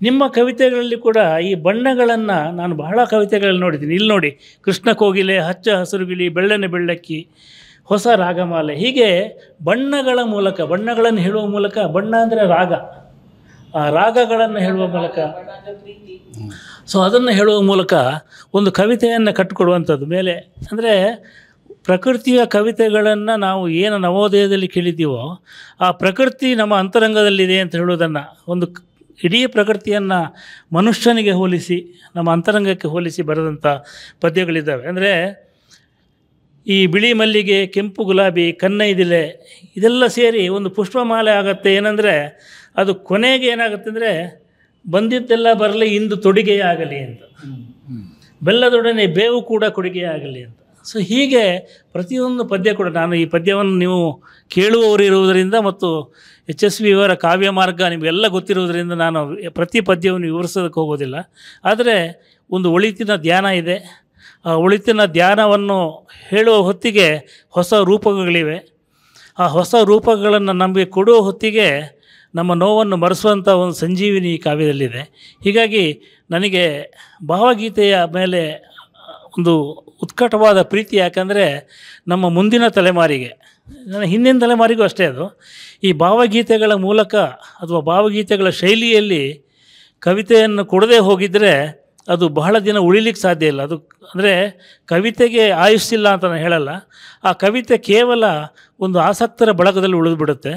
ಅದು ಇಡೀ ಲೋಕಕ್ಕೆ ಸಲ್ಲಬೇಕಾದರೆ ಅದಕ್ಕೊಂದು ಗೀತೆಯ ಒಂದು ರಾಗದ ಸ್ಪರ್ಶ ಬೇಕಾಗುತ್ತೆ. ಆ ರಾಗದ ಸ್ಪರ್ಶವನ್ನು ನೀಡಿ ಈ ಗೀತೆಗಳನ್ನು ಅವರು ಕೊಡುವ ಮೂಲಕ ನಮ್ಮ ಮಕ್ಕಳಿಗೆ ಮೊಮ್ಮಕ್ಕಳಿಗೆ ಈ ಗೀತೆ ಮುಟ್ಟುವಂತೆ ಮಾಡಿದ್ದಾರೆ. ಅದನ್ನು ಶ್ರೀರಕ್ಷಾ ಅವರು ಹಾಡುವ ಮೂಲಕ ನೋಡಿ, ಇಲ್ಲಿ ವಿವಿಧ ಜನ್ರೇಷನ್ ಇದೆ. ಅವ್ರ ಜನ್ರೇಷನ್ ಬೇರೆ, ಇವರಿಬ್ಬರದ್ದು, ನಾವು ನೆಕ್ಸ್ಟ್ ಜನ್ರೇಷನ್, ಅವರು ಮುಂದಿನ ಜನ್ರೇಷನ್ನು, ಕೇಳ್ತಾ ಇರುವವರು ಅದರ ನಂತರ ಜನ್ರೇಷನ್ನು. ಹೀಗೆ 4 ತಲೆಮಾರುಗಳಿಗೆ ಒಂದು ಕಾವ್ಯದ ಬಳ್ಳಿ, ರಸಬಳ್ಳಿ ಹಬ್ಬುವಂಥ ಒಂದು ಸಂದರ್ಭವನ್ನು ಅವರು ಒದಗಿಸಿಕೊಟ್ಟಿದ್ದಾರೆ. ಹೀಗಾಗಿ ಈ ಸಂಜೆಯಲ್ಲಿ ಈ ಕವಿತೆಯ ಬಿಡುಗಡೆ 6:30ಗೆ ಅದು ಲೋಕಾರ್ಪಣೆ ಆಗಿದೆ ಯೂಟ್ಯೂಬಲ್ಲಿ. ನಾವು ಅದರ ಬಗ್ಗೆ ಆ ಬಿಡುಗಡೆಯ ನಂತರ ಕೂತ್ಕೊಂಡು ಮಾತಾಡ್ತಿದ್ದೀವಿ. ಈ 2 ಸಂದರ್ಭಗಳು ಕೂಡ ನನಗೆ ಬಹಳ ಉತ್ಕಟವಾದ ಆನಂದವನ್ನು ಕೊಟ್ಟಿದ್ದಾವೆ. ಮತ್ತು ಮತ್ತೊಮ್ಮೆ HSV ಅವರ ಕಾವ್ಯವನ್ನು ನೆನಪಿಸ್ಕೊಳ್ಳಿಕ್ಕೆ ಅವಕಾಶ ಮಾಡಿಕೊಟ್ಟಿದ್ದಾವೆ. ಇವರೊಂದು ಭಾಳ ಒಳ್ಳೆ ಮಾತು ಹೇಳಿದರು, ನಾಡಿನ ಕವಿ ಅಂತ. ನಾಡಿನ ಕವಿ ಅಂತ ನಾವು ಎಲ್ಲರ ಬಗ್ಗೆ ಹೇಳೋಕ್ಕಾಗಲ್ಲ. ನಾವು ನಾಡಪ್ರಭು ಅಂತ ಹೇಳ್ತೀವಿ, ನಾಡಿನ ನಟ ಅಂತ ಹೇಳ್ತೀವಿ. ಆದರೆ ನಾಡಿನ ಕವಿ ಅಂತ ಹೇಳಬೇಕಾದ್ರೆ ಅವರು ನಾಡಿಯ ಕವಿ ಕೂಡ ಆಗಬೇಕು. ಅವರು ನಮ್ಮ ನರನಾಡಿಯ ಕವಿ ಆಗಬೇಕು. ನಮ್ಮ ರಕ್ತದಲ್ಲಿ ಅವರ ಕಾವ್ಯದ ಅಂಶ ಹರಿತಾ ಇರಬೇಕು. ಸೊ ಆ ರೀತಿಯಾಗಿ ಇವರ ಕಾವ್ಯ ನಮ್ಮ ರಕ್ತದಲ್ಲಿ ಹರಿಯುವಂಥ ಪದ್ಯಗಳನ್ನು ಕೊಟ್ಟಿದ್ದಾರೆ. ನಮಗೆ ಸಿದ್ಧಲಿಂಗಯ್ಯನ ಪದ್ಯಗಳನ್ನು ಹಾಡಿದಾಗ, ಕುವೆಂಪು ಅವರ ಪದ್ಯಗಳನ್ನು ಹಾಡಿದಾಗ ಅವು ಕೊಟ್ಟಂಥ ಸಂತೋಷಗಳಿದಾವಲ್ಲ, KS ನ ಪದ್ಯಗಳು ಅಥವಾ ಲಕ್ಷ್ಮಣರಾಯರ ಪದ್ಯಗಳು, ಎಲ್ಲ ಪದ್ಯಗಳನ್ನು, ಸುಬ್ರಾಯ ಚೊಕ್ಕಾಡಿ ಪದ್ಯಗಳು, ಇವೆಲ್ಲ ಕೊಟ್ಟ ಸಂತೋಷದ ಒಂದು ಉತ್ಕಟವಾದ ಸ್ಥಿತಿಯನ್ನು ಇವತ್ತು ಈ ಪದ್ಯಗಳಲ್ಲಿ 9 ಪದ್ಯಗಳಲ್ಲಿ ಕಂಡಿದ್ದೇನೆ. ಇವುಗಳು ಬರೆದಂಥ ಹೊತ್ತು, ಅವುಗಳನ್ನು ಅವರು ಆಯ್ಕೆ ಮಾಡಿಕೊಂಡು ಹಾಡಿದಂಥ ಸಂಗೀತ ಸಂಯೋಜಿಸಿದಂಥ ಸಮಯ ಎಲ್ಲ ಕೂಡ ಒಂದು ಒಳ್ಳೆಯ ಕವಿ ಸಮಯ ಅಂತ ಹೇಳಿ ಇದಕ್ಕೆ ಎಲ್ರಿಗೂ ಅಭಿನಂದನೆಗಳು ಹೇಳಿ ನಾನು ಮಾತು ಮುಗಿಸ್ತೀನಿ. ನಮಸ್ಕಾರ. ಜೋಗಿ ಮಾತು ಅಂದರೆ ಯಾವಾಗಲೂ ಹಾಗೇ, ನಮ್ಗೆ ಯಾರಿಗೂ ಹೊಳಿದಿರೋಂಥ ಏನು ಹೊಸ ಹೊಸ ಹೊಳಹುಗಳು, ಒಳನೋಟಗಳು ಅವ್ರ ಮಾತಲ್ಲಿರ್ತವೆ. ಹಾಗಾಗಿ ಅವ್ರ ಮಾತು ಕೇಳೋದೇ ಭಾಳ ಸಂತೋಷದ ಒಂದು ವಿಚಾರ ನಮಗೆಲ್ಲನೂ. ಭಾಳ ಭಾಳ ಭಾಳ ಚೆನ್ನಾಗಿ ನೀವು ವೆಂಕಟೇಶ್ವರಿ ಬಗ್ಗೆ ಆಗಲಿ, ನನ್ನ ಬಗ್ಗೆ ಆಗಲಿ ಭಾಳ ಚೆನ್ನಾಗಿ ಭಾಳ ಮಾತಾಡಿದ್ದೀರಿ ನಮ್ಮ ಬಗ್ಗೆ. ಅಂದರೆ ನಿಮಗೆ ಇದೆಲ್ಲದರ ಹಿಂದೆ ನಿಮಗಿರೋ ಆ ಕಾವ್ಯ ಪ್ರೀತಿ ಇದೆಯಲ್ಲ, ಅದು ಭಾಳ ದೊಡ್ಡದು. ಸೊ ಅದಿದ್ದಿದ್ರಲ್ಲೇ ನಿಮಗೆ ಸೊ ನಾಡ ಕವಿ ಹೇಳಿದಾಗೆ ನಮಗೆ ಜನರ ಪ್ರೀತಿ, ಅದಕ್ಕೆ ಜನಪ್ರೀತಿಯ ಕವಿ ಅಂತಲೇ ವೆಂಕಟೇಶ್ವರ ಕರೀತಾರೆ. ಸೊ ಜನಪ್ರೀತಿ, ಆ ಜನಪ್ರೀತಿ ಅನ್ನೋದು ವೆಂಕಟೇಶ್ವರಿಗೂ ಸಿಕ್ಕಿದೆ, ನನಗೂ ಸಿಕ್ಕಿದೆ. ನಮಗೆ ಸಿಗಬೇಕಾದ್ದೇನೇನೋ ಸಿಗದೇ ಇರ್ಬೋದು. ನೀವು ಲೆಫ್ಟಾ ರೈಟಾ ಅಂತ ಕೇಳ್ತೀವಿ, ನೀವು ಲೆಫ್ಟೆಸ್ಟ್ ರೈಟ್ ಅನ್ನಲ್ಲ, ಲೆಫ್ಟಾ ರೈಟ್ ಅಂದರೆ ನಾವು ಲೆಫ್ಟ್ ಔಟ್ ಪೊಯೆಟ್ಸ್ ಅಂತ ಹೇಳ್ತಾ ಇದ್ವಿ. ಯಾಕಂದರೆ ಹಾಗೆ ಲೆಫ್ಟ್ ಔಟ್ ಪೊಯೆಟ್ಸ್ ಕೂಡ. ಆದರೆ ಯಾರು ಬಿಟ್ಟರೂ ಕೂಡ ಜನ ನಮ್ಮನ್ನು ಯಾವತ್ತೂ ಬಿಟ್ಟಿಲ್ಲ. ಇದು ಕಾವ್ಯ ಪ್ರೀತಿ ಉಳ್ಳಂಥ ರಸಿಕರು ನಮ್ಮನ್ನು ಬಿಟ್ಟಿಲ್ಲ. ಅಂಥ ಆ ಒಂದು ಅದೃಷ್ಟ ಸೌಭಾಗ್ಯ ನಮಗೆ ಒದಗಿ ಬಂದಿದೆ. ಸದಾಕಾಲ ಒಟ್ಟಿಗೆ ಇರ್ತಾಯಿದ್ದೀವಿ ನಾವು. ಅದು ನಮ್ಮಿಬ್ಬರ ಅನುಭವನೂ ಅದು. ಹೀಗಾಗಿ ಈಗ ಒಟ್ಟಾರೆಯಾಗಿ ವೆಂಕಟೇಶ್ಮೂರ್ತಿ ಮಾತಾಡೋಕ್ಕೆ ಮುಂಚೆ ಶ್ರೀರಕ್ಕೆ ಇನ್ನೊಂದು ಹಾಡು. ಕಳೆದ ಹಳೆಯ ರಾಗವೇ ಮರಳಿಯೇಕೆ ಕಾಡುವೆ, ಕಳೆದ ಹಳೆಯ ರಾಗವೇ ಮರಳಿಯೇಕೆ ಕಾಡುವೆ, ಬಿಸಿಲಿನಲ್ಲಿ ಬೆಳುದಿಂಗಳ, ಬಿಸಿಲಿನಲ್ಲಿ ಬೆಳುದಿಂಗಳ ಹಾಡ ಏಕೆ ಹಾಡುವೆ, ಹಾಡ ಏಕೆ ಹಾಡುವೆ, ಕಳೆದ ಹಳೆಯ ರಾಗವೇ ಏಕೆ ಕಾಡುವೆ ಕಳೆದ ಹಾಳೆಯ ರಾಗವೇ ಮರಳಿ ಏಕೆ ಕಾಡುವೆ ದೂರದಿಂದ ಹಾರಿ ಬಂದ ಬಿಳಿಯ ಹಂಸ ಗೀತವೇ ದೂರದಿಂದ ಹಾರಿ ಬಂದ ಬಿಳಿಯ ಹಂಸ ಗೀತವೇ ಹಾಲಿಲ್ಲದ ನೀರಿನಲ್ಲಿ ಹಾಲಿಲ್ಲದ ನೀರಿನಲ್ಲಿ ಯಾವ ಶ್ರುತಿಯ ಅರಸುವೆ ಯಾವ ಶ್ರುತಿಯ ಅರಸುವೆ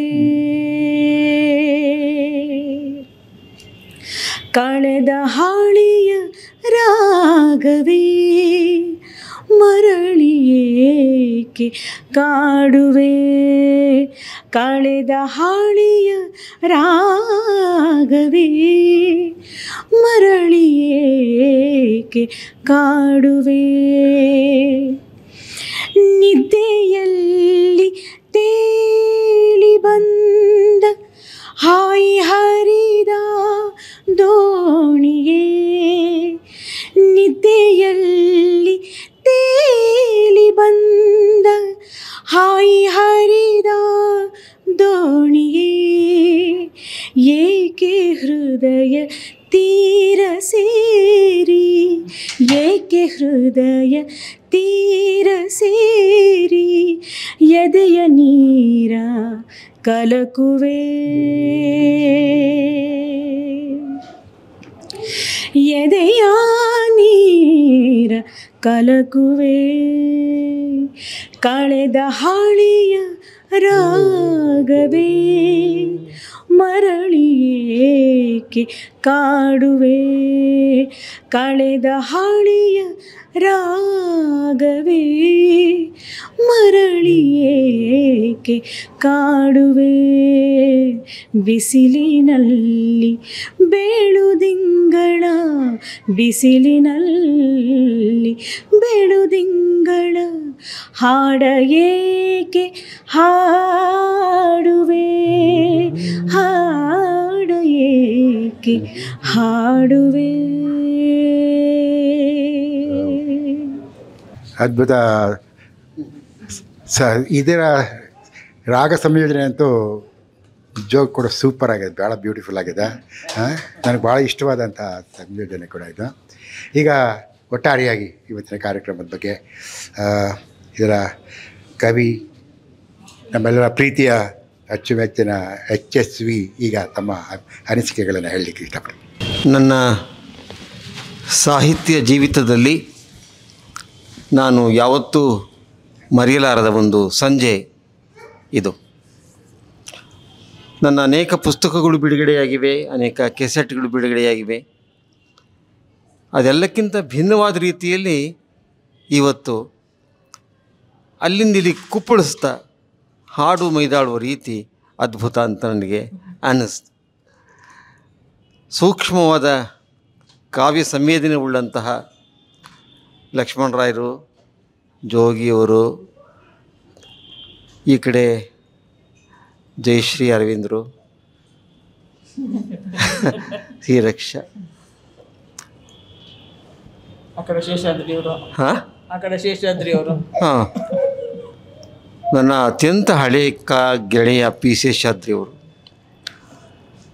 ಇವರೆಲ್ಲ ಕಾವ್ಯವನ್ನು ಬಹಳ ಸೂಕ್ಷ್ಮವಾದ ನೆಲೆಯಲ್ಲಿ ಅರ್ಥ ಮಾಡಿಕೊಳ್ಳೋದಕ್ಕೆ ಸಾಮರ್ಥ್ಯ ಇರುವಂಥ ವ್ಯಕ್ತಿಗಳು.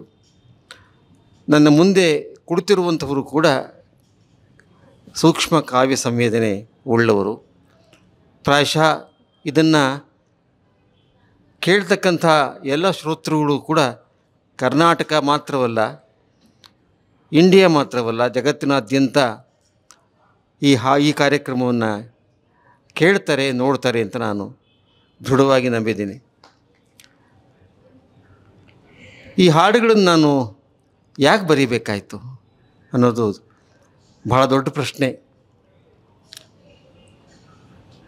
ಸುಖದ ಗಳಿಗೆಯಲ್ಲಿ ಹಾಡುಗಳು ಬರುತ್ತವೆ ಅಂತ ಮಾಸ್ತಿಯವರು ಒಂದು ಕಡೆ ಹೇಳಿದ್ದಾರೆ. ಆದರೆ ಬೇಂದ್ರೆ ಹೇಳ್ತಾರೆ, ಅತ್ಯಂತ ತೀವ್ರ ವಿಷಾದದ ಘಳಿಗೆಯಲ್ಲಿ ಹಾಡುಗಳು ಹುಟ್ಟುತ್ತವೆ, ಪಾಡುಗಳನ್ನು ನಾನು ಹಾಡು ಮಾಡ್ತೀನಿ ಅಂತ. ನನಗೆ ಆರೋಗ್ಯ ತುಂಬ ಕೆಟ್ಟ ಸಮಯದಲ್ಲಿ ನಾನು ಆರೋಗ್ಯವಂತ ಅಂತ ತೋರಿಸ್ಕೊಡ್ಬೇಕಾಗಿತ್ತು ನಾನು ಜಗತ್ತಿಗೆ. ಅದಕ್ಕೆ ಪದ್ಯ ಬರೆಯೋಕ್ಕಿಂತ ಬೇರೆ ಉಪಾಯ ಇರಲಿಲ್ಲ.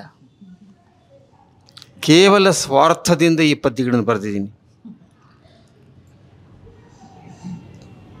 ಈ ಪದ್ಯಗಳು ಹುಟ್ಟಿದ ಮೇಲೆ ಗೊತ್ತಾಯಿತು, ಇಲ್ಲ ನನ್ನ ಆರೋಗ್ಯ ಚೆನ್ನಾಗಿದೆ ಅಂತ.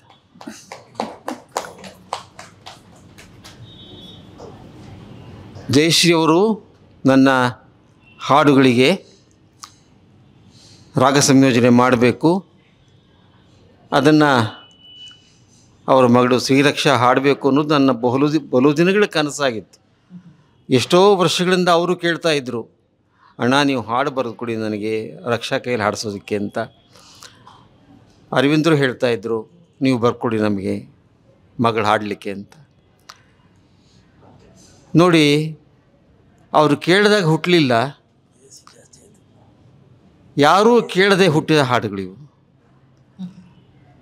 ಯಾಕೆಂದರೆ ನನ್ನ ಒಳಗಿನ ಒತ್ತಡ ಒಂದು ಕೇಳ್ತಾ ಇತ್ತು, ನೀನು ಬರಿ, ನೀನು ಬರಿ, ನೀನು ಬರೆದು ನಿನ್ನ ಆರೋಗ್ಯವನ್ನು ಸಾಬೀತು ಮಾಡು ಅಂತ. ಆ ಕಾರಣಕ್ಕೋಸ್ಕರ ಈ ಹಾಡುಗಳನ್ನು ನಾನು ಬರೆದೆ. ಜಯಶ್ರೀ ಅವರಿಗೆ ಕೆಲವೆಲ್ಲ ವಿಶೇಷವಾದ ನಂಬಿಕೆಗಳಿವೆ. 8 ಹಾಡು ಸಾಕಮ್ಮ ಅಂದರೆ, ಇಲ್ಲ ಇನ್ನೊಂದು ಬಿಡಿ, ನಮ್ಮ 9 ಹಾಡು ನಾನು ಯಾವಾಗಲೂ ಮಾಡೋದು ಅಂದರು ಅವರು. ಸರಿ, ಅವರ ಆಸೆಗೆ ಭಂಗ ತರಬಾರ್ದು ಅಂತ 9ನೇ ಹಾಡು ಬರೆದೆ. ಈ ಹಾಡುಗಳನ್ನ ಬರೆದದ್ದು ಸಮಯ ಆದರೂ ಹೇಗೆ, ಅವ್ರು ಹೇಳಿದ ಹಾಗೆ ರಾತ್ರಿ 12 ಗಂಟೆ, ಮಧ್ಯರಾತ್ರಿ 1, 2, 4 ಗಂಟೆ ಹೀಗೆ ಬರೆದ ಕೂಡಲೇ ಅವ್ರಿಗೆ ಅದನ್ನು ಕಳಿಸೋದು. ಅವರು ಅದನ್ನು ಓದ್ಬಿಟ್ಟು, ಯಾಕಣ್ಣ ಇನ್ನೂ ಮಲಗಿಲ್ವಾ, ದಯವಿಟ್ಟು ಮಲ್ಕೊಳ್ಳಿ, ನಿಮ್ಮ ಆರೋಗ್ಯ ಮುಖ್ಯ, ನಾಳೆ ಬರೆಯುವರಂತೆ ಅಂತ. ಆದರೆ ಒಂದು ಹಾಡು ಶುರು ಆದಮೇಲೆ ಅದು ಮುಗಿಯುವುದಿಲ್ಲ.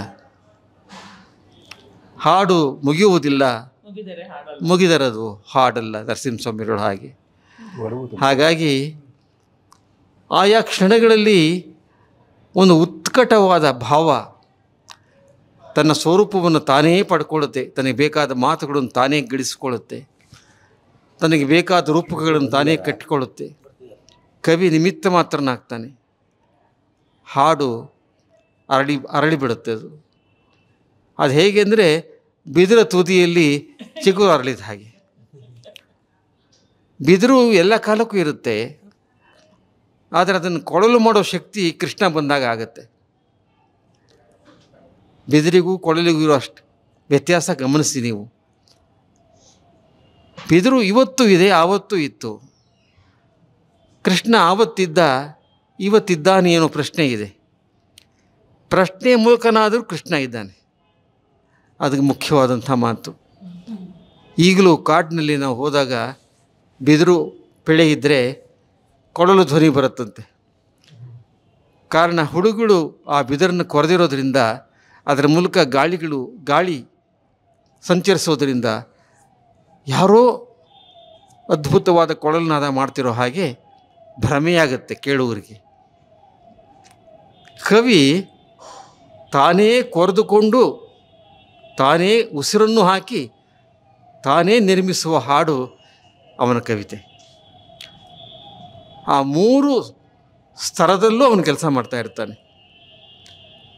ಜಯಶ್ರೀಗೋಸ್ಕರ ನಾನು ಬರೀಬೇಕಾದಂಥ ಈ ಹಾಡುಗಳು ಹಾಗೆ ತೀರ ಖಾಸಗಿ ಅಗತ್ಯವಾಗಿ, ಖಾಸಗಿ ತುರ್ತಿನ ಸಂದರ್ಭದಲ್ಲಿ ಹುಟ್ಟಿ, ನಾನು ಇನ್ನೂ ಆರೋಗ್ಯವಂತ, ನಾನು ಆರೋಗ್ಯ ಕಳೆದುಕೊಂಡಿಲ್ಲ, ನನ್ನ ಮನಸ್ಸು ಶುದ್ಧವಾಗಿದೆ, ನಿರ್ಮಲವಾಗಿದೆ ಅಂತ ಆ ಹಾಡುಗಳನ್ನು ಕುರಿತು ಜೋಗಿಯವರಾಗಲಿ ಲಕ್ಷ್ಮಣ ಆಗಲಿ ಒಳ್ಳೆಯ ಮಾತನ್ನು ಹೇಳಿದಾಗ ಇದು ಸಾರ್ಥಕವಾಯಿತು ಅಂತ ಅನಿಸುತ್ತೆ, ಬರೆದದ್ದು ಸಾರ್ಥಕವಾಯಿತು ಅಂತ ಅನಿಸುತ್ತೆ.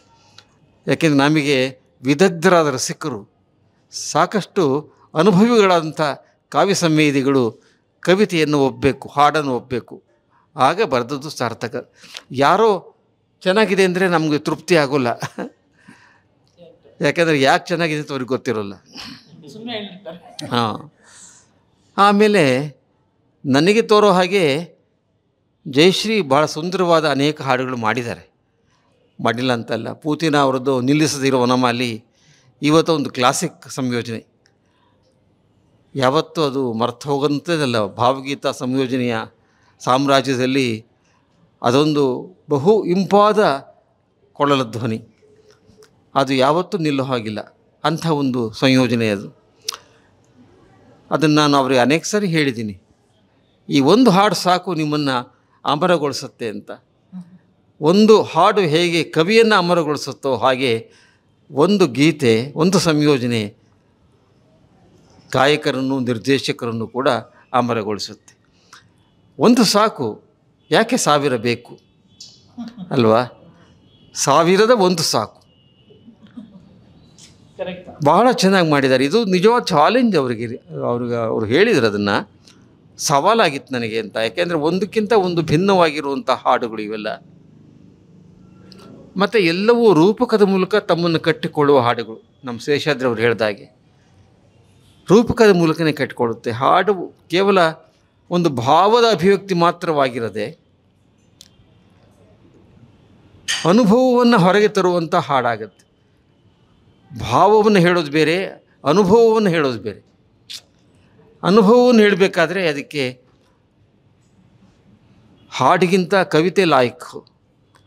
ಆದರೆ ಹಾಡಿನಲ್ಲೂ ಕೂಡ ನಾವು ಅನುಭವವನ್ನು, ಅದರ ಸಂಕೀರ್ಣತೆಯನ್ನು ಹೇಳಬಹುದು ಅನ್ನುವಂಥ ಪ್ರಯತ್ನ ನಾನು ಈ ಹಾಡುಗಳಲ್ಲಿ ಮಾಡಿದೆ. ಹಾಗಾಗಿ ನನಗೆ ತೃಪ್ತಿ ಕೊಟ್ಟಂಥ ಹಾಡುಗಳು ಇವೆಲ್ಲ. ಜಯಶ್ರೀ ಅವರು ಮಾಡಿದಂಥ ಅತ್ಯಂತ ಸುಂದರವಾದ ಧ್ವನಿಗುಚ್ಛಗಳಲ್ಲಿ ಇದು ಒಂದು ಅಂತ ನಾನು ಭಾವಿಸ್ತೀನಿ. ಒಂದಕ್ಕಿಂತ ಒಂದು ವ್ಯತ್ಯಾಸ, ಒಂದಿದ್ದ ಹಾಗೆ ಒಂದಿಲ್ಲ.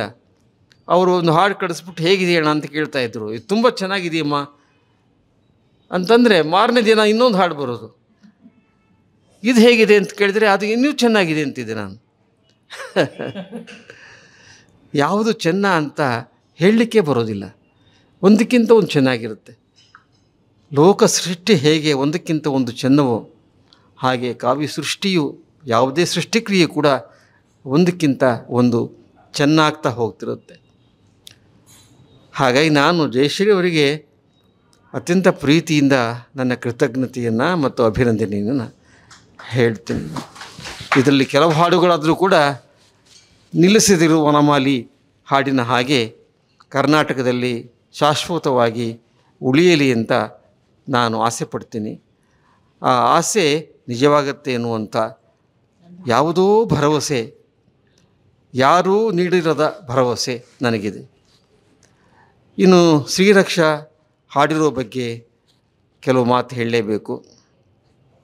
ನಾವು ಅತ್ಯಂತ ಪುಟ್ಟ ಹುಡುಗಿದ್ದಾಗಿಂದಲೂ ಅವಳನ್ನು ನೋಡ್ಕೊಂಡು ಬಂದಿರುವಂಥವ್ರು. ನಾನು ಮತ್ತು ಲಕ್ಷ್ಮಣ್ಣು, ನಾನು ನನ್ನ ಹೆಂಡತಿ, ಹೀಗೆ ಅವ್ರ ಮನೆಗೆ ನಾನು ಹೋಗೋದು, ನಮ್ಮ ಮನೆಗೆ ಅವರು ಬರೋದು. ಆಗೆಲ್ಲ ಈ ಪುಟ್ಟ ಹುಡುಗಿಗೆ ಆಗಲೇ ಒಂದು ವಿಶೇಷವಾದ ಸಂಸ್ಕಾರ ಇತ್ತು. ಆ ಇಬ್ಬರು ಅಕ್ಕ ತಂಗಿಯರು ಹಾಗೇನೆ, ಅಷ್ಟು ಒಳ್ಳೆಯ ಮಕ್ಕಳು. ಅವ್ರನ್ನು ಅಷ್ಟು ಚೆನ್ನಾಗಿ ಬೆಳೆಸಿದ್ರು ಅವರು, ಅಪ್ಪ ಅಮ್ಮ ಇಬ್ಬರೂ. ಹಾಡಿನ ಬಗ್ಗೆ ರುಚಿ ಇತ್ತು ಅವಳಿಗೆ, ತುಂಬ ಹಾಡು. ನಂದು ಬಣ್ಣದ ಹಕ್ಕಿ ಕ್ಯಾಸೆಟ್ ಬಂದಾಗ, CD ಅಶ್ವಥ್ ಅವ್ರು ಮಾಡಿದ್ದು, ಪುಸ್ತಕ ಬಂದಾಗ ಹಕ್ಕಿ ಸಾಲು, ಇವಳು ಅಂಗಡಿಗೆ ಹೋಗ್ಬಿಟ್ಟು ಅವರ ಅಪ್ಪ ಅಮ್ಮನಿಗೆ ಹಠ ಮಾಡಿ 10 ಪುಸ್ತಕ ಒಟ್ಟಿಗೆ ತೊಗೊಂಡಿದ್ದಾಳೆ. ಯಾಕೆ 10 ತೊಗೊಂಡ್ಲು ಅಂತಂದು ತಗೊಂಡೆಮ್ಮ ಅಂತಂದರೆ ಒಂದು ಕಳೆದ್ರೆ ಮತ್ತೊಂದು ಬೇಕಲ್ಲ ಅದಕ್ಕೆ ಅಂತ. ಆ ಥರದ ಹುಚ್ಚಿನ ಹುಡುಗಿ. ಹುಚ್ಚಿಲ್ದವ್ರು ಏನು ಮಾಡಲಾರ ಜೀವನದಲ್ಲಿ. ಯಾವುದಾದ್ರೂ ಒಂದು ಹುಚ್ಚು ಇರಬೇಕಾಗುತ್ತೆ, ಇಲ್ಲದಿದ್ದರೆ ಆರಾಮಾಗಿ ಇದ್ಬಿಡ್ತಾರೆ ಬೋಳೆ ಥರ. ಈಗೆಲ್ಲ ಇಲ್ಲಿರೋರೆಲ್ಲ ಹುಚ್ಚರೇ, ಏನೆಲ್ಲ ಸಾಹಸಗಳನ್ನು ಮಾಡಿ ಕರ್ನಾಟಕದಲ್ಲಿ ಇವರು ಇಂಡಿಯಾದಲ್ಲೇ ದೊಡ್ಡ ಹೆಸರುಗಳು ಮಾಡಿರೋವಂಥವ್ರು ಇಲ್ಲಿ ನಮ್ಮ ಇವತ್ತಿನ ಸಭೆಯಲ್ಲಿ ಇರೋವಂಥವ್ರು. ಅದರಿಂದ ಹುಚ್ಚು ಬೇಕು. ರಕ್ಷಾಗಂತ ಹುಚ್ಚಿತ್ತು, ನಾನು ಒಳ್ಳೆ ಗಾಯಕಿ ಆಗಬೇಕು, ನಮ್ಮ ಅಮ್ಮನಿಗೆ ಹೆಸರು ತರಬೇಕು, ಅಪ್ಪನಿಗೆ ಹೆಸರು ತರಬೇಕು, ಕೀರ್ತಿ ತರಬೇಕು ಅಂತನ್ನುವಂಥದ್ದು. ಅವಳದ್ದು ವಿಶೇಷ ಅಂತಂದರೆ ಎಂಥ ಸೂಕ್ಷ್ಮ ಪಲುಕುಗಳನ್ನಾದರೂ ನಿರಾಯಾಸವಾಗಿ ಹಾಡಿಬಿಡ್ತಾಳೆ. ಪ್ರಾಯಶಃ ಜಯಶ್ರೀ ಅವರು ಹೇಳಿದ್ದನ್ನು ಇನ್ನಷ್ಟು ಹೆಚ್ಚಿಸಿ ಹಾಡುವಂಥ ಶಕ್ತಿ ಅವಳಿಗಿದೆ. ಈ ಹೆಚ್ಚಿಸು ಅಂತಾರೆ ನಮ್ಮಲ್ಲಿ ಇದನ್ನು ಲೋಕಾರೂಢಿಯಲ್ಲಿ, ಹೆಚ್ಚಿಸಬೇಕು ಅಂತ, ಸ್ವಲ್ಪ ಹೆಚ್ಚಿಸ್ಬೇಕಿದು ಅಂತ. ಇಲ್ಲವಾದಾಗಲೂ ಹೆಚ್ಚಿಸು ಅಂತ ಹೇಳ್ತಾರೆ. ಕುಂಕುಮ ಹೆಚ್ಚಿಸಬೇಕು ಅಂತಂದರೆ ಇಲ್ಲ ಅಂತ ಅರ್ಥ. ಅರಿಶಿನ ಕುಂಕುಮ ಹೆಚ್ಚಿಸಬೇಕು ಅಂತ. ಹೀಗೆ ಹೆಚ್ಚಿಸಬಲ್ಲ ಶಕ್ತಿ ಇರುವಂಥ ಹುಡುಗಿ ರಕ್ಷಾ, ಶ್ರೀರಕ್ಷಾ. ಬಹಳ ಚೆನ್ನಾಗಿ ಹಾಡಿದ್ದಾಳೆ ಹಾಡುಗಳನ್ನು. ಈ ಕೊನೆ ಹಾಡನ್ನು ನಾವು ಕೇಳಿದ್ವಲ್ಲ, ಆ ರಾಗ ಎಲ್ಲಿ ಹೋಯಿತು, ಯಾಕೆ ಬಂದು ಮತ್ತೆ ಕಾಡ್ತಾ ಇದೆ ಅಂತ. ಇದು ಪ್ರತಿಯೊಬ್ಬರ ಜೀವನದಲ್ಲೂ ಕಾಡುವ ಒಂದು ರಾಗ ಇದು. ಯಾರ ಜೀವನದಲ್ಲಿ ಇಂಥ ರಾಗ ಕಾಡೋದಿಲ್ಲ. ಬಂದಾಗ ಅದು ಸಂತೋಷನೇ ಕೊಡುತ್ತೆ ಅಂತಿಲ್ಲ, ವಿಷಾದವನ್ನೂ ಉಂಟು ಮಾಡಬಹುದು. ಆದರೆ ಯಾಕಂದರೆ ಅದು ಹಂಸಗೀತೆ. ಹಂಸಗೀತೆ ಅನ್ನೋ ಮಾತೇ ಭಾಳ ವಿಚಿತ್ರ. ಅದು ಕೊನೆ ಗಳಿಗೆಯಲ್ಲಿ ಹಾಡಂಥದ್ದು ಹಂಸಗೀತೆ ಅನ್ನೋದು. ಸಾಯುವ ಮುನ್ನ ಹಾಡುವ ಹಾಡು ಅಂತ. ಕಲಾವಿದ ಸಾಯುವ ಮುನ್ನ ಹಾಡುವ ಹಾಡು, ಸಾಯುವ ಮುನ್ನ ಬರೆಯುವ ಕವಿತೆ,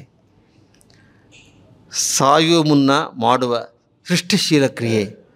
ಅದು ಬದುಕನ್ನು ಗೆಲ್ಲೋದಕ್ಕೆ ಸಹಾಯ ಮಾಡುತ್ತೆ.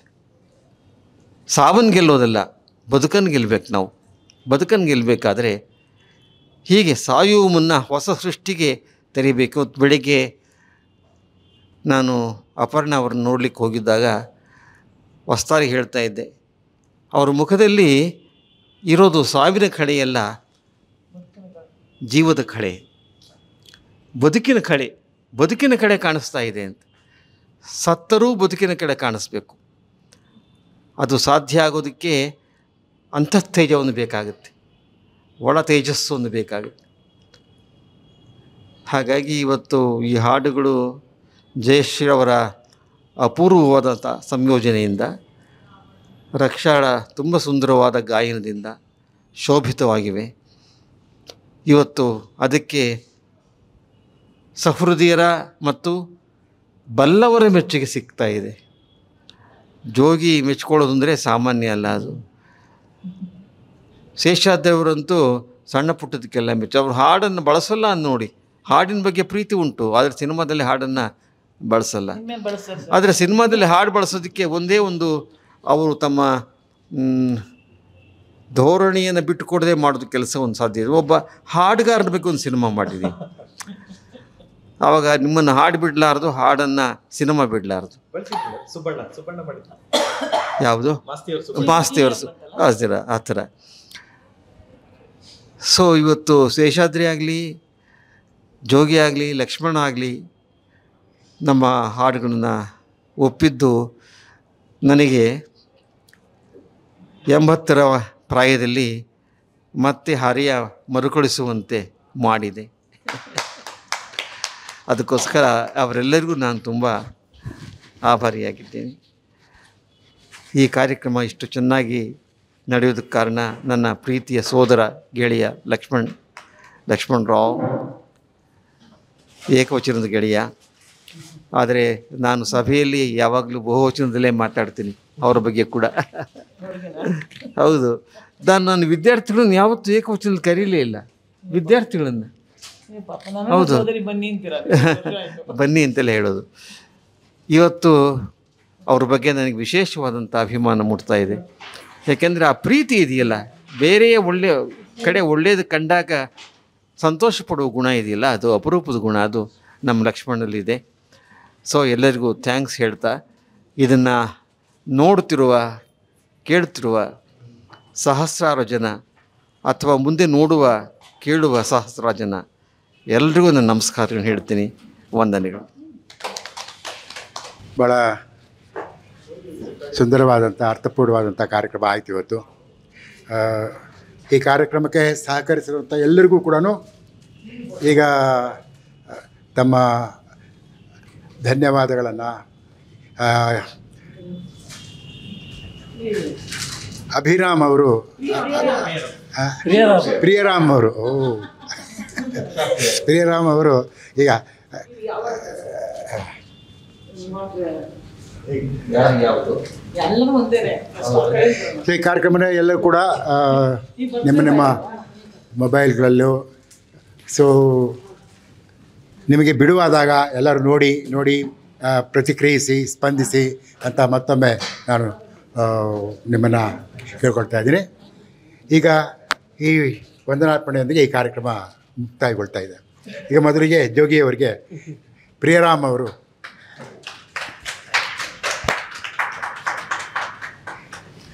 ಶೇಷಾದ್ರಿ ಅವರಿಗೆ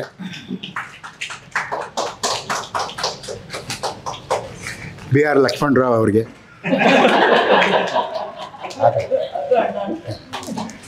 ಥ್ಯಾಂಕ್ ಯು ಮತ್ತು ಈಗ ಆ್ಯಕ್ಚುಲಾಗಿ ಇವರೇ ಹೋಸ್ಟ್ ಆದ್ದರಿಂದ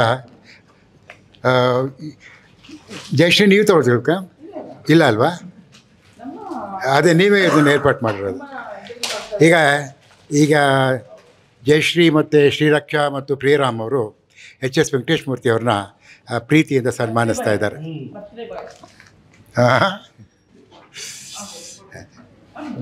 ಕೂತ್ಕೊಂಡಿದ್ರೆ ವಾಸಿನ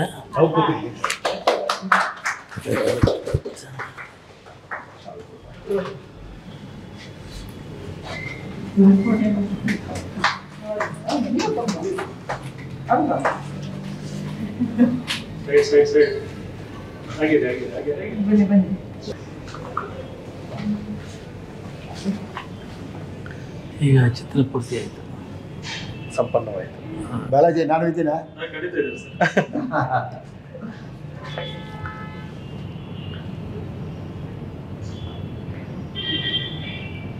ಥ್ಯಾಂಕ್ ಯು. ಈ ಕಾರ್ಯಕ್ರಮವನ್ನು ನಿರೂಪಣೆ ಮಾಡಿದಂತಹ BR ಲಕ್ಷ್ಮಣರಾವ್ ಅವರು, ಇಲ್ಲಿ HSB ಅವರು ರೂಪಕ ಚಕ್ರವರ್ತಿ, ಇವರು ನಿರೂಪಕ ಚಕ್ರವರ್ತಿ, ಅವರಿಗೂ ಧನ್ಯವಾದಗಳು.